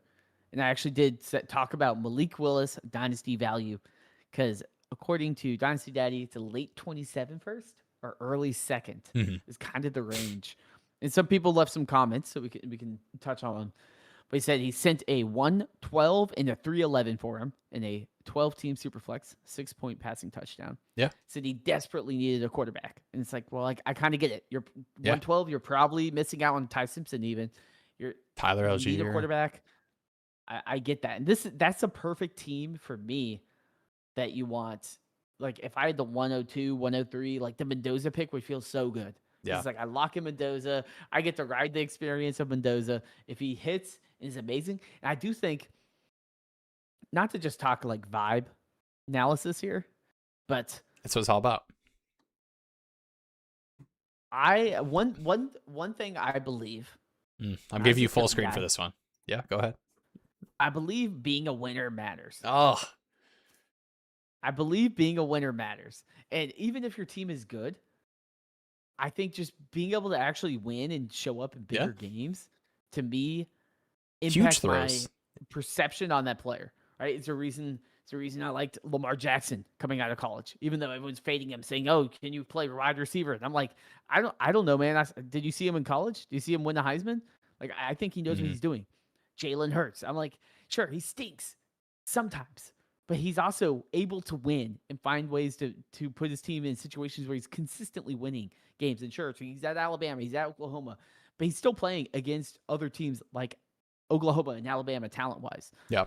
And I think with Mendoza, especially with that finals run, where there was kind of like the Miami game got a little close, but pretty much every game was just like Mendoza just stuffing it down people's throats. And I'm just like, that run like, okay, too. Like, that was a big stamp. Like and that run was tough. So for me, it's hard for me to say like to me, he's not a Cam Ward. Like, he's better than Cam Ward to me because I'm like, I've seen him win. I've seen him go against the best competition and actually deliver and not make those mistakes and not get flustered. And that to me is like, I feel more optimistic about him being an impactful quarterback in the NFL. But that's just like my vibe analysis. I know I'm not putting a ton of faith in how many 105s, 104s you got, Jeremy, that you need you want to take a wide receiver bet? No, I was giving you props for a great speech before pulling up the accept counterpoint. JJ McCarthy. I saw a comment that, what was it? It was like JJ McCarthy for a fourth was like some site ranking where. Well, oh yeah, no, I will say Paul BB mentioned Dynasty Process, which we integrate with. They mentioned McCarthy's worth of 2027 fourth. Obviously, I don't think that's true in terms of value, but our markets, our platforms that we integrate with, we just reference their values. So it's calculated. I don't want to change it, right? When I put someone else's name on their values, I don't want to be like, well, actually, I changed it to adjust it. Right. I'm like, no, this is what I want people to say, oh, I'm using KeepTradeCut on Dynasty Daddy. Those are the values I should expect. Yeah. So I do know Dynasty Process uses the expert consensus rankings, I believe that's what they're called, on FantasyPros to build the trade values. Yeah. And what's going on right now is it is March 3rd. So I'm pretty sure those rankings are rolling over in a weird state, and you'll see some weird fluctuations on that because that also impacts my site. I use ADP all over the place and kind of build a consensus ADP for players. And a lot of times it's, some sites haven't rolled over to 2026 yet because it's March. Yeah. So I assume that's what's going on. Certainly JJ McCarthy is worth more than a fourth. He might make it to a third one day. Yeah, and the I current do want vibes. to talk JJ McCarthy for a second. Yes. Because while he did win, I do think everyone was very much aware that he wasn't really the reason they were winning. Sample size was tough. Like they did not throw the ball a ton. Blake Corum, dude. I mean, Blake Corum has been good, but he was without nasty. Mendoza. Like Indiana would have been good without Mendoza, but they wouldn't have won it all. Like it was a perfect mix of everything coming together for Mendoza to do that. Similar with Joe Burrow. Obviously, Joe Burrow, extreme talented. I don't think Mendoza is anywhere near Burrow talent-wise. I'm not saying that. Yeah. But, I think it like Hurts, like you saw him do things. Like there would be moments where he did put together really important drives. And I'm like, that is what an actual NFL quarterback does. And that's what I want to kind of invest in. You want points per win. You want 4 fantasy points added to your QB because it's a QB stat. I'll give you a counterpoint. I'll give you a counterpoint because this is the vibe analysis. Yes. That everyone will always pull up for. It is CJ Stroud versus Georgia. New Year's Eve, they lose right at the end. That is the game where it's like everyone got sold on CJ Stroud being like, oh, he's got it. Yeah. Maybe he doesn't. Maybe he doesn't. We don't know. That is probably the biggest counterpoint to just, is he a winner? Yeah. Because, I mean, while he didn't win, CJ Stroud certainly put up one of the best performances of the college football season that year. I've got CJ Stroud. I don't want to get too into the CJ Stroud of it all right now, but I have an inbox offer that a big part of the trade was me tearing up from Malik Willis to CJ Stroud, and I stared at that for a minute and was like, how much does this matter to me in the context of this trade, going from Malik Willis to CJ Stroud? And that's what I knew. It was dark times in Will's mind. All right, echelon here in a 12 by 10, 0.5 tight end premium out of a startup. Team is Lamar, Herbert, Malik Willis, Bucky, CMC, K9, Tyler Algier, Amon-Ra, Booty, Dubs, Gadsden, Strange Andrews. Would you trade Herbert for Kyler and Olave, faded wide receiver hard? Man, 12 by 10, 0.5 tight end premium. Ooh. I probably am waiting on this Malik Willis contract because it will impact your next move a lot more than doing this right now. But I don't hate the structure. 0.5 tight end premium. I don't hate the structure of the idea. And I guess maybe you're trying to time out the Olave tear down with Kyler uncertainty. With your confidence in the Malik Willis deal getting done. And worst case, you have a dead Kyler and Olave instead of Herbert. Would you do that in a 12 by 10? I think I'm just keeping Herbert, to be honest. Yep. Like, I like the Olave story. Dang. Decent story. It's over, guys. You're going to Kellen Moore believer? Tyler shucking it all over the yard? That situation's just kind of weird. Like, I don't know if that's like, it's kind of like one concussion away and people are spooked again. Can repeat as like QB1 than whatever was going on with the Saints last year. You get the McDaniel hype too. South schedule. They played the NFC South like 4 times. Like I don't want to. It's not that I'm out on Olave, but I'm also sitting there. I'm like Kyler. Like Kyler's like one bad season away from being Justin Fields land.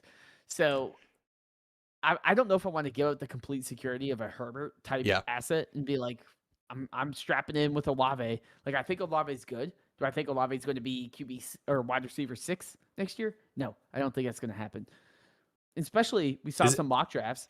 Is it Olave or is it the structure of the deal for you? Because I'll pull up the wide receivers because I know Olave is very, very high up. Like if this was, I mean, I don't know how much more you like Nico Pickens, McMillan, Drake London. If it was any of those names, are you doing it pretty easy versus Olave? And also my second part of question, while you're thinking about the first part, this is good podcasting, has the 106 and the 108 as well. Would you rather use those pieces to fill out the wide receiver room? You've got a pretty strong contending team with Lamar, Herbert, Willis, Bucky, CMC, K9, Gadsden, Strange Andrews, Amon-Ra, like filling in a Devontae and a Mike Evans for cheap if possible, or using the 106 and 108 to get into your Olave range receiver and then figuring out wide receiver 3. I feel like I'd rather do that. I don't know if that was really a question. Sorry, any response from the words that came out of my mouth, Jeremy? Or thoughts? I think I would need to just be higher up, to be honest. Like, I think maybe I don't think you're getting to CD off of that because I think people have CD far enough ahead of Herbert. Yeah. But I don't mind like Nico. I'm a little I guess I was looking at the tier, like Tet, Nico. Yeah, that's a good shout. You are fresh out of the startup. I enjoy those. George Pickens is kind of like I don't know if I want to deal with the potential franchise tag issues and all of that. Yeah. And we're also talking about a healthy CD Lamb for a full season instead of, he tweaked his ankle on a jet sweep on the second play of the game. Echelon question. Where did the 106 and 108 picks go in the startup when you took them? And could you give me the wide receivers that went in the same range? Give me like 1 or 2 names for each of those. I'd be curious to know those picks specifically. Because I'm fine. Just kind of, you wait. That 106 pick, I think, is more valuable to people in perception with, the CD Combine and some of these names that are more in people's minds. I think 108 as well with, KC alongside the tight ends. So, if that 106 and 108 turns into awesome landing spot, KC or Boston, or you're able to trade out of it because people like the landing spots for those players, I don't think you need to worry about fixing your wide receiver room right now with too crazy of a deal. When 7-3 and 8-10. Okay. That's pretty good. I like that for that 106. 7-3 106 feels pretty good. I haven't looked at a starting board in a minute though. Maybe I'm talking out of my lemon. All right, Jeremy, give me who are your top 3 wide receivers? What's your order? If you were in a startup, in all the NFL. Sorry, rookie receivers. Tate, Lemon, Tyson. You're in a rookie draft before the NFL draft right now. What order are you taking them in? Oh, Waddle. Can you get Waddle? Out of these 3, I love Waddle. Yeah, you like Waddle there. I guess I go back and forth. To be honest, I like them all about the same. So, like, not to be the cop-out draft answer, capital will be like, your I'll determination. Just take the plus. Yeah. Yeah. Like, if someone's like, I'll get, like, do you want to move back from the 102 to 103 or the 103 to the 104? I'm like, I don't need that. I'm a sicko. Really I've been knocking on the door the other way from my 104s and 103s, trying to get to the 102, just because I think that you're all in on Tate. I like Tate. Say Tate. To me, it's Lemon, less Tyson. Yeah, I'm pretty Tate and Lemon are really close for me. Tyson is the one that is kind of like a 1A tier or 1B tier for me. But I just think it's more of, I do like the cozy feeling. If I can do it cheap enough of getting the best landing spot, like if Tate or Lemon get like Chiefs is like the popular top 10 one, but like even Saints, like I think Tate versus the Browns is right, like probably favored. You could get Browns or Jets landing spot. But yeah, I think in terms of like overall prospect, I have them close enough where I probably shouldn't be doing the 103 tier up. Waddle's on the Olave team. What about a Stroud/Waddle for Herbert?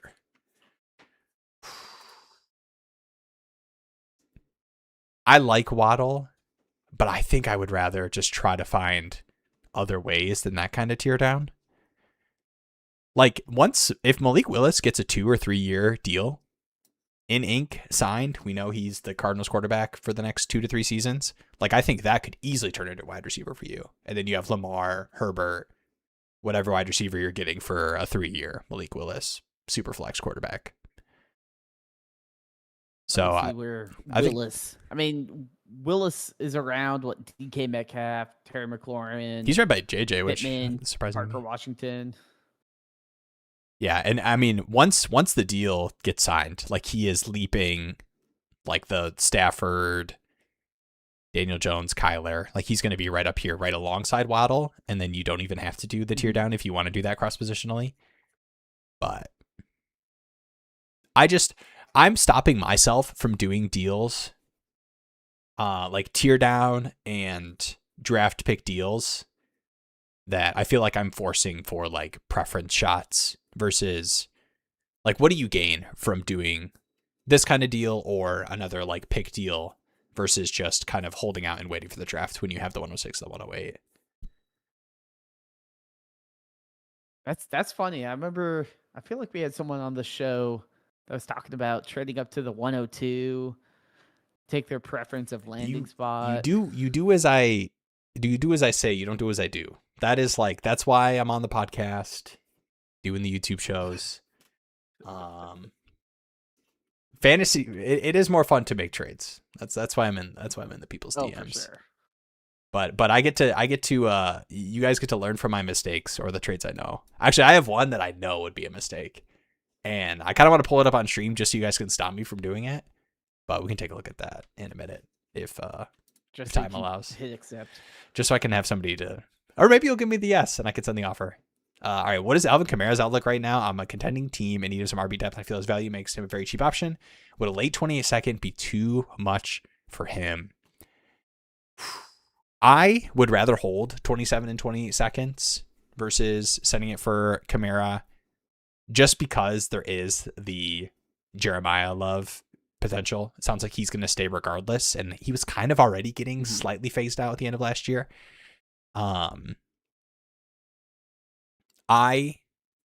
What would you send like I know your cop out answer is going to be, can I look at the other running backs that are in the range versus Kamara? But if it was for Kamara specifically, are you sending late seconds in this class for Kamara? Or would it need to be in the third range? Or would you rather take the cheaper Rashad White, Ramondre? Maybe not cheaper bet with how this is ranked, but I don't want to like do a cop out, I guess, but I do not want to be doing that type of deal with that structure, right? Yeah. I do think it's probably around the late second in value, but I'd much rather do like a third plus a random player that has some sort of value on my team that I can't get rid of. Yeah. Or I have so many buying. picks. Yeah. Yeah. Like I don't mind buying an Alvin Kamara, but I do think the biggest thing for me with Alvin Kamara is to wait till after the draft, because even right before, but as long as the content from NFL Network and all that is Love is going to the Saints, Alvin Kamara is going to be like cratered in value even more than he already is. Yeah. Especially if that pick goes through where Love is on the Saints. Then everyone's like, oh, Alvin Kamara is dead, yada, yada, yada. I don't think he's dead. I think he's a decent cheap option. But he's certainly not what he was even 2 years ago, where he's putting up RB1 numbers. Yeah. So I mean, as a contender, I don't mind him as a depth play, but I'm certainly not moving a second mid-season, or mid-off season. I think too, especially those future picks. I've kind of changed my perception on how I value second round picks, like mid seconds and laters. I value any mid second and later from future drafts more than the current draft. And it doesn't matter. It doesn't matter what draft class it is. It's just because what's super valuable is when my RB2 goes down with injury and I'm like, crap. I have 2 days to figure out how to plug in a viable starter so I can get my bye week or whatever. Yeah. Oh, cool. I have a bunch of second round picks that I can throw out when I need them. Right now it's like this is buying insurance, but you might not even need that type of insurance. Right. It's like you're buying insurance, but the roof comes off. You're like, well, I used my extra money to pay for running back insurance, but now I don't have any wide receivers. It's a lot harder once you spend that cash to say, hey, what wide receiver will you give me for Alvin Kamara? Yeah. During week 6, when that's the issue with moving those future picks. Now, if it was a 26 pick, I could see saying, hey, let me just get something that is a viable starter on a team that I need points now. And it's not like I can carry that pick over to 27, 28 for future. But the future flexibility of those late seconds, late, and thirds and such is just so valuable because it's at least something that every team wants. Yeah. Yeah, the like production too you got from Kamara last year, like you were better, like WAR per game. There's a chance it's even worse this year. I mean, he was like Woody Marks, Aaron Jones, David Montgomery level, and that production is so replaceable. I'd rather either use the second on a better bet or, like you said, have that flexibility in the future where every team wants a second, but week 5, week 7, week 9, not every team wants Alvin Kamara. That's giving you, 11 PPR points. Just got back from the Hornets game. Yeah. I do feel the need to like give the Charlotte Hornets fans like some time. Like as a former, my team sucked, and like I'm pretty excited about the future. Like I feel like that was the Pistons trajectory over the past couple seasons. Shout out the Hornets, man. Shout out the 3-point specialist. Dynasty Jake probably knows my pain. The Hornets, I think, are the most depressing professional sports team in the world. Sick jerseys. Like I like, if you think about the team, like what is their peak? What is their peak? Their peak is getting bounced in the second round of the playoffs to like Michael Jordan. That is literally the peak of the Hornets. At least like the Wizards. At least the Wizards went to the conference championship before. Dang. Like name a team that's more depressed, like more starved for some sort of winning culture than the Hornets. This new youth movement is fun. Brandon Miller, Knipple, LaMelo Ball. Man. I've always been a believer because when they're healthy. Like the issue is, LaMelo always gets hurt. Yeah. Miller's been banged up a lot. Like it's so nice to have them all healthy. And then Knipple's just been an amazing piece to add to it. I mean, he's like a white Devin Booker. I mean, it's incredible. So I love that team. I'm excited to watch them in the playoffs. It's fun to have actual like like this is the best the Hornets and Panthers have been since like Cam Newton and the purple guy against the Miami Heat when Dwayne Wade turned back the clock and killed us in Game 7. So it's exciting to actually have like an NBA team. Like it never felt like that was a real NBA team. Yeah. And the playoff hopes. Abe, you got to hit me with the NC State grad as well. I know. My teams are bad. I am not. NC State basketball did lose by like 40 points to Duke, if you're not aware. March Madness, are we doing a Dynasty Daddy March Madness bracket? You want to do let's do a bracket? I feel like we got to. I will pay for the entry fee for someone in one of the Daddy leagues, the winner. How about that? Is that a fun enough prize, or is that kind of lame? Cool. That's a fun enough prize. All right. Is it bad podcasting to ask if the prize for something is lame or not on stream? Is that good? Is that lame? No, on to more fun things. Any hope for Tony Pollard? Yeah, I don't know. I haven't heard anything in terms of like him being cut, cap casualty. I think it's like they could save like $7 million cutting him, but he wasn't as bad as Tony Pollard felt like last year. That Titans offense was so cursed. It wouldn't surprise me at all if they kind of keep him for that money. Because I think they would want to bring in another back alongside Spears. But we'll see. New coaching regime. That is always kind of tough to make predictions on when you don't have any kind of concrete buzz or reports. But Pollard is one of those names where I am fine as attacking on my like nasty. I have no RB2 teams, but not sending out my late seconds or anything for Pollard right now. I don't think it's terrible. Pollard right now is RB 53 on Dynasty Daddy. Yeah. Currently valued at that's the main reason. Early to mid third. I think that's about right. That being said, would you rather make the Pollard bet or the Kamara bet? Yeah. to me it's the same bet. Like I'm like, Right. just which one's the cheaper one? And 'Cause, we like we were just I'm talking not about expecting anything. I just need a pulse. Love to the Saints. I mean, there's some love to the Titans buzz. They're at 4. I think Love is on the Love 101. he's on people's boards. I think starting at the 3rd pick would not surprise me at all if he goes, there to the Cardinals. I think any point from that point out, but any pick from that point out would not surprise me. I do like these calls too. Echelon. This has been an offseason talking point for us that QB, converting that into top 12 skill position player. So this was kind of alongside the lines of tearing down from Justin Herbert to get that difference making skill position player.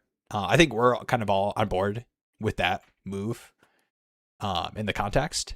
And I think it's just a matter of if you feel like there's a different ways to acquire Olave Waddle types versus the QB tier down. And maybe it's just a little Justin Herbert bias I have where he kind of falls in that range where I would try to go elsewhere. I don't know. It's hard too, because like I don't want to be like the Olave hater, but like I'm I not. feel like So top 12, you do your thing. top 12 skill position. I don't know if he's like someone where I feel confident like putting him in a tier of, oh, these guys are locked in elite production. Yeah. On a week in, week out basis. Like to me, he's like the same tier as probably other, 10 to 12, 20 other players. Of like, I could see this guy being a decent having a decent stretch of being a wide receiver 1. Because I mean, it's like Waddle. Waddle could be a wide receiver 1 for 6 games. I believe in the talent if the usage is there. Yeah. If he stays healthy. Like, there's so much to me where I'm like, I'm not gonna sign up for. Like, I'm not saying like Olave's like this like locked in centerpiece top 12 dynasty asset. It's like I'm like he's a fringe 12 asset, and it's just because he had a strong end of the year. But he's probably more of like a 12 to 18 type player realistically, and you're paying the high price for him right now.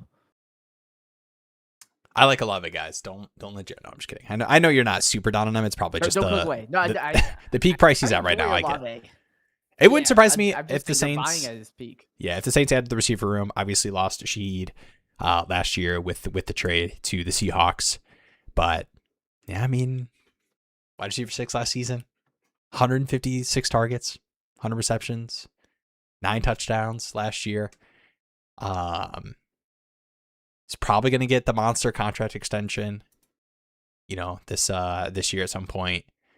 And I think you kind of have some of the concussion fears that I think that were really dropping down his price last year heading into this year. Well, I think are faded away. It was a great buy. Yeah. Until like probably like the last 3 weeks, and then all of a sudden everyone's like, "Oh, he's actually really good." It's like he's always been good. Mm-hmm. But Will, I want to interrupt this Olave talk. Yes. Because sorry, real quick. Jake are on the same freaking wavelength right now. When is the last time a team had Rookie of the Year for an NBA and NFL player, same city? Dang. Youth movement here in Charlotte, the place to be. If only. And Bill Simmons might drive you home. If only the Lions had given Gibbs more touches, he could have won MVP, so that we could have had NFL MVP and NBA MVP. That would have been nice for the city of Detroit. All right, we could move on to the next one. All right, Pollard and a late 26 third to get an early to mid 26 second. Yeah, on teams, especially teams where like I am not like the Pollard bet doesn't matter at all for my team. I am happy to do this, and I think even on teams where the Pollard bet could be meaningful to me, I think that early to mid second can turn into more meaningful production. Or if I have to stick and make the pick, you feel better about that. So yeah, I like that move.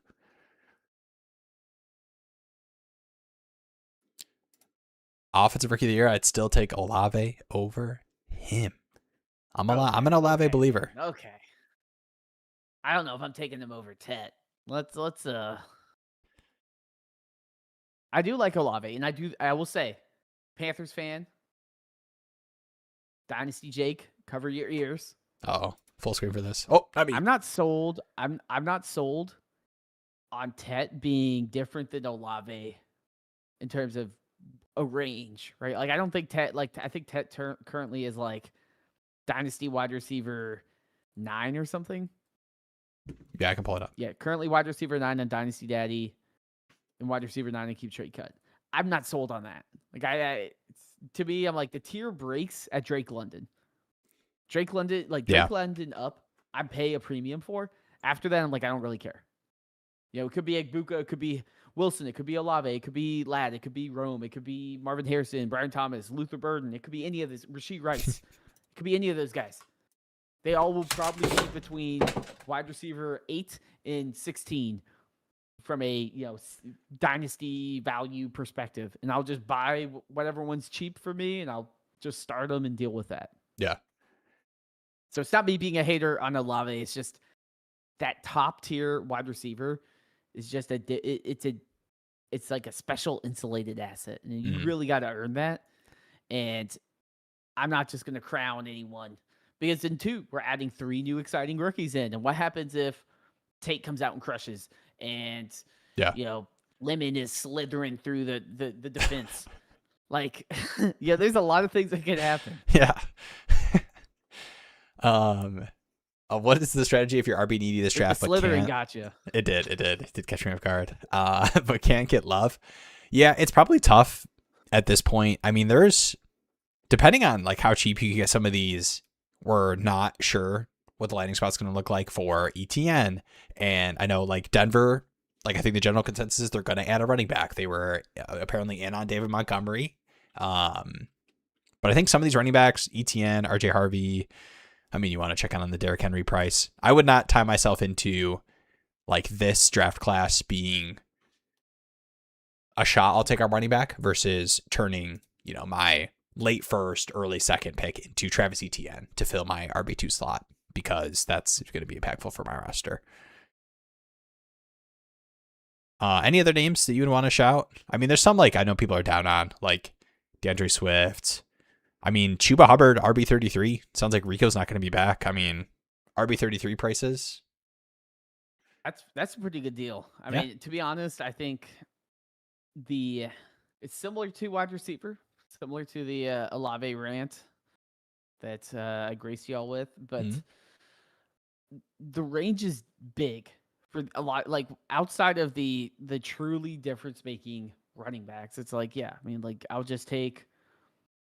I mean, I'm not buying RJ Harvey at price right now, but he's like definitely people will listen.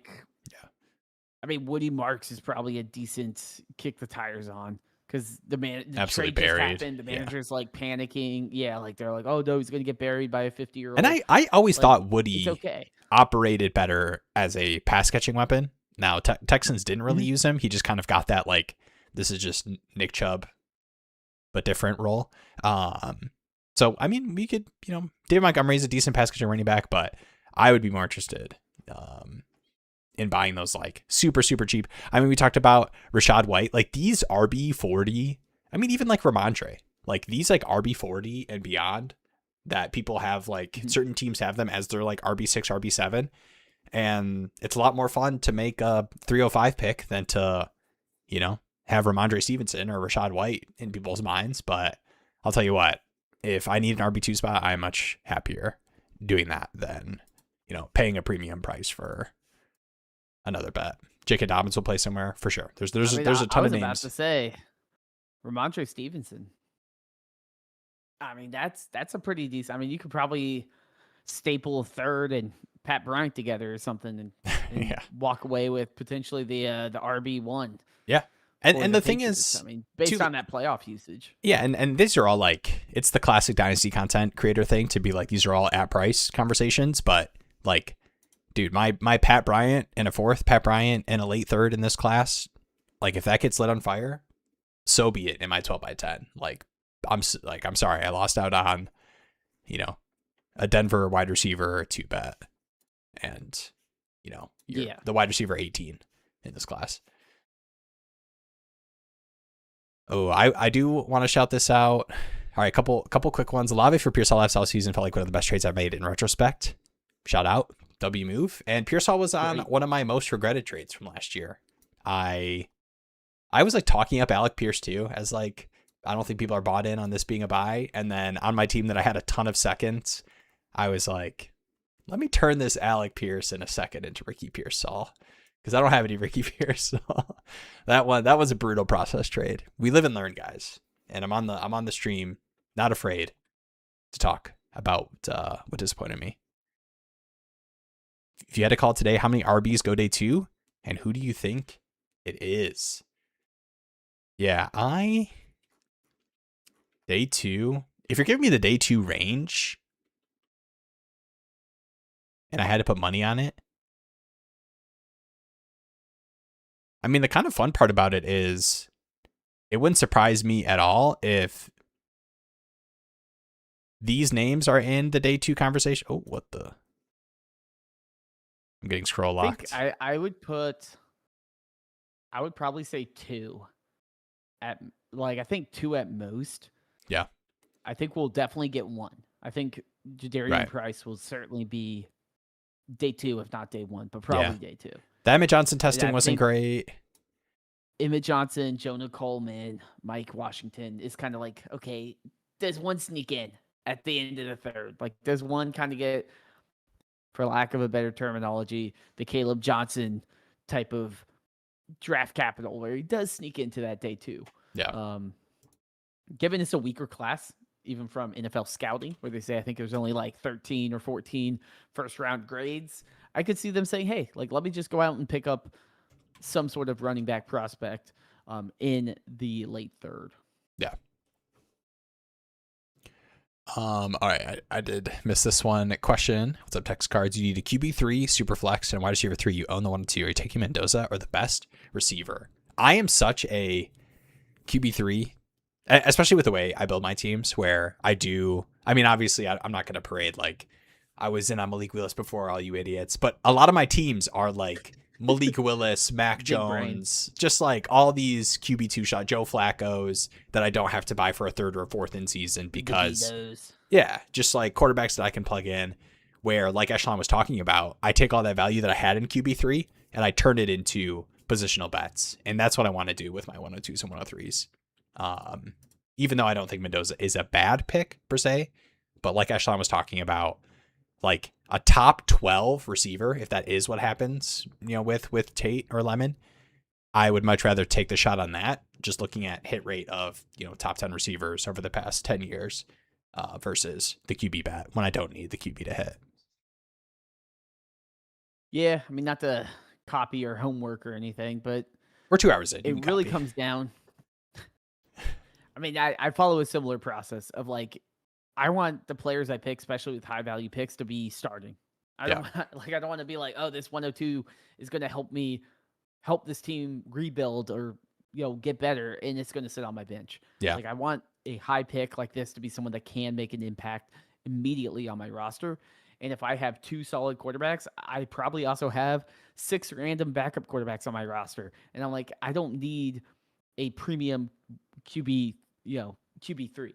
Now, that being said, if it's like a Kyler Murray or something a little bit more sketch, I get saying, let me get a Mendoza. Let me lock in 2-3 years of quarterback production without kind of the liability of what happens to Kyler next year, what happens to Malik Willis or all these other, questionable-ish players that don't have the runway of a Mendoza. Yeah. So you're paying for the premium. You don't know if that quarterback's going to be meaningful from a fantasy football perspective. What you're paying for when you draft a quarterback high in a rookie draft is you're paying for the 2 to 3 year runway that a rookie quarterback traditionally gets. And that's what Mendoza would have. It's like, hey, I don't have to worry about quarterback for 3 years probably. And if that's what you want, then great. But I think given what you said about your team, I guess you mentioned his team here. So Hurts, Jones, and Brissett. Jones Jones got the tag, which I don't expect there to be any kind of matching offers for, QB coming off an injury at that. It's like 36 million or something price. I would say I do think this is a team where I wouldn't hate it, right? Like I don't look at the QB2 and feel amazing. Like is Brissett going to be starter in Arizona? I doubt it. Sounds like Malik Willis might be leaning there. Yeah. Is Daniel Jones someone I can count on week 1? I also don't know. I do. It becomes more interesting in that situation, I would say, because Yeah. you would draft Mendoza, and he would be someone that slots into your Right. starting roster probably week 1. Yeah. Is there a world where Lemon gets worse draft capital, but you would still want him over Tate? Like Tate 105 and Lemon 115? I think it would have to be like purely landing spot based, and 105 to Be like 115. Buffalo. Yeah, that range is like a pretty Buffalo trades far. up for Lemon. Let me be real quick. And yo, Kai, I see your Jonathan Brooks question. I promise that is the closer, the Jonathan Brooks outro. My bad. Because I'm about to switch over to another screen to look at this one real quick, and I feel bad that we haven't gotten to that one. We're leaving Kai, but I got you next. So if you get Tate 104 to the Titans, and then all right, let's say 106 to the Browns. What do you think is the grossest landing spot in this like top 7, 8? Probably the Browns to people.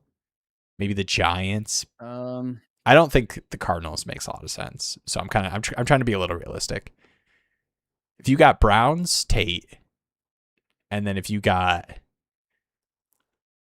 Chiefs, is that the spot people like receiver wise in the kind of this top 12, top 15? I mean, it's not going to happen, but like the Bengals. Yeah. Like, I mean, people might not love that 3, though. Yeah. I feel like it'd be like the Jets, but I feel it does seem like Arvell Reese is probably locked in for the Jets situation. Yeah. I do think the Browns is probably the worst, but it's probably the most likely. And I know it's easy to hate on the situation, but I also think it's not the worst situation. Right. Like it'd be worse. Like to me, it's like Jordan Tyson at 16 landing on the Jets, or something would be way worse. Or even like someone landing on like the Rams, where it's like you're just gonna be buried, man. Teams find a way to throw for 180 passing yards, every week, regardless of how bad it looks for some of these teams. So I try to get too down on situations unless it's like jarring.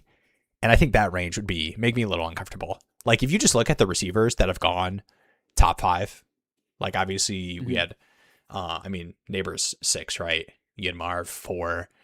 Like if you just go back through with the Rolodex of receivers that have been top 5 draft picks, it's pretty hard for me to go to a mid first over, a top 5 pick. So I think unless it was crazy landing spots and the range was like 3 or 4 picks or 5 even, like still top 10.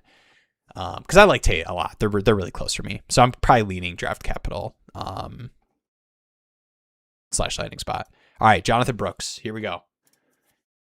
So 2024, right? Brooks. It's like he's probably like 2 million. And they've talked about Brooks as like we're excited to see what he's going to bring to the room, like kind of working back from the injury. And I think it's through 2027. I don't think he would be a cap casualty. I think it would just be more of, him not getting re-signed towards the end of the rookie deal versus him getting cut to save like 2 million. Yeah, especially with Rico not being brought back, I imagine they're going to try to give him the full runway of some sort of usage. To me, my strategy with Brooks, which I don't think I have. I have 1 share of Brooks, actually. I don't think I have any. I'll check though. Is to sell like week 4 or 5 if he does well. Like if he's all right, then I'm just gonna get off the ride. Just because double ACL injury is just gonna be a cloud hanging over him from a value perspective forever. Unless if he like somehow buries it with one of the most insane years ever. Yeah. But I think Chuba is still the guy to beat there. And if you want to see the confidence of the team, we had Rico Dowdle put up probably the best 4-week stretch a running back has had since like prime Adrian Peterson or something. And they're like, yeah, we don't need to bring him back. And now there's different questions and things like that you could, chop away at. But yeah, Rico definitely performed incredibly well for certain stretches of last year, much better than Chuba. But Chuba's the guy they paid the money to. He's kind of the consistent captain. He'll get you boring yards, but he's just the guy. And I think Brooks is like, well, crap. He's a sunk cost if we took him in the 2nd round. we got to make it work. Like, we can't just Yeah. give up on him just because he had ACL injuries. Like, Right. he's under contract. Might as well see what he has. And Chuba, too, like, the usage you saw in the playoffs, like, it really wasn't like Chuba fully lost the job, which I think was what a lot of people, me included, expected heading into the tail end of the season in the playoffs. It became more of a what's it called? Drive-by-drive, like kind of the Kenneth Walker Charbonnet situation, where it's like, none of them are gonna get enough usage to make me happy. All right, I'm gonna end on this. Call your shots on the landing spots here. I have. Let's see. Do I have this? All right, never mind. This is not what I wanted to pull up. My shots. I thought this was the players who were not tagged that were potentially going to be, but we have Pickens, Pitts, Brees, and Daniel Jones getting the transition tag, franchise tagged today, or at least by today. So no Alec Pierce, no Kenneth Walker, no ETN. Give me Alec Pierce, Kenneth Walker, ETN landing spots. I'm gonna hit you with. I'm going ETN, Chiefs. I'm going Alec Pierce back to the Colts. They give him the money and they figure it out whether it's cutting or maneuvering money around with Pittman or whatever. And then Kenneth Walker. How about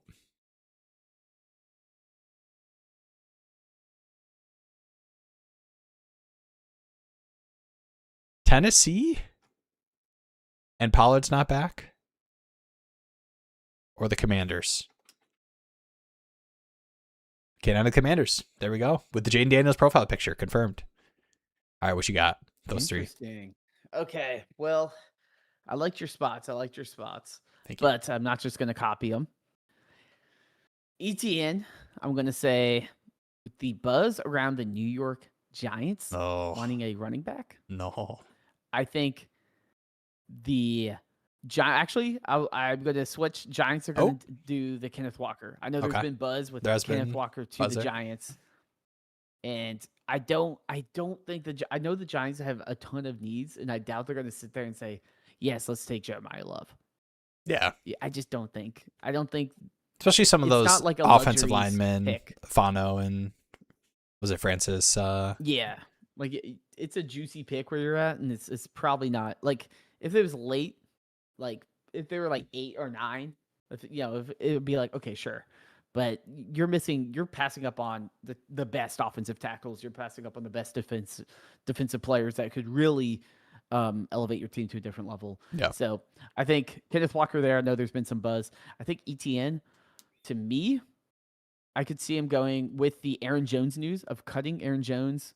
I think ETN to the Vikings could be an interesting situation and kind of fits the Aaron Jones role that they lost. Kind of gives him that pass catching back that also can run through the tackles, because Mason's all right, but he's not the most efficient. Yeah, they were playing. What was it? Pierce? Xavier. I even forget his name. That is like how brutal it was. Xavier Scott, I think. Yeah, Xavier Scott. There you go. The frustrating thing is, like, I remember I was sitting there on waivers, and I'm like, I don't need to pick up this dude. Like, freaking I made some claims. And I see receptions. Like 6 catches. Yeah, I'm like, what? I'm like, are you kidding me? But then Alec Pierce, I think Alec Pierce is going to go back to the Colts, and I think they're going to probably cut or restructure Pittman. Alec Pierce just did too much. Yeah, the role good is just for the Colts, for them to just be like, yeah, we're not going to even try to bring you back. I see the Pierce to the Raiders. I do think that the Raiders are going to be in the wide receiver market free agency, which is we're 8 days away. So so next stream will be on the 10th. The next day will be when the free agency period starts. I like the Pierce to the Raiders, but I do think more likely would be I got Shaheed following Kubiak going to the Raiders would be my. Ooh, I like that. And I kind of I think it makes sense too, role wise. Can't enter the Lions. I don't think the Lions are. My Lions pick They're not going to spend money. Cheapest last is my pick. I don't care if it's whatever backs this off season. It can even be like Pacheco or whatever. Like J.K. Dobbins. Yeah, whoever's the cheapest, lowest self-esteem running back that will take close to a vet minimum deal. Running backs with low self-esteem. We don't even have Craig Reynolds, man. Feels bad. Yeah, That's Monty true. wasn't It's a cheap. different Lions team now. Yes. Window is closed. Pierce the Falcons. Okay.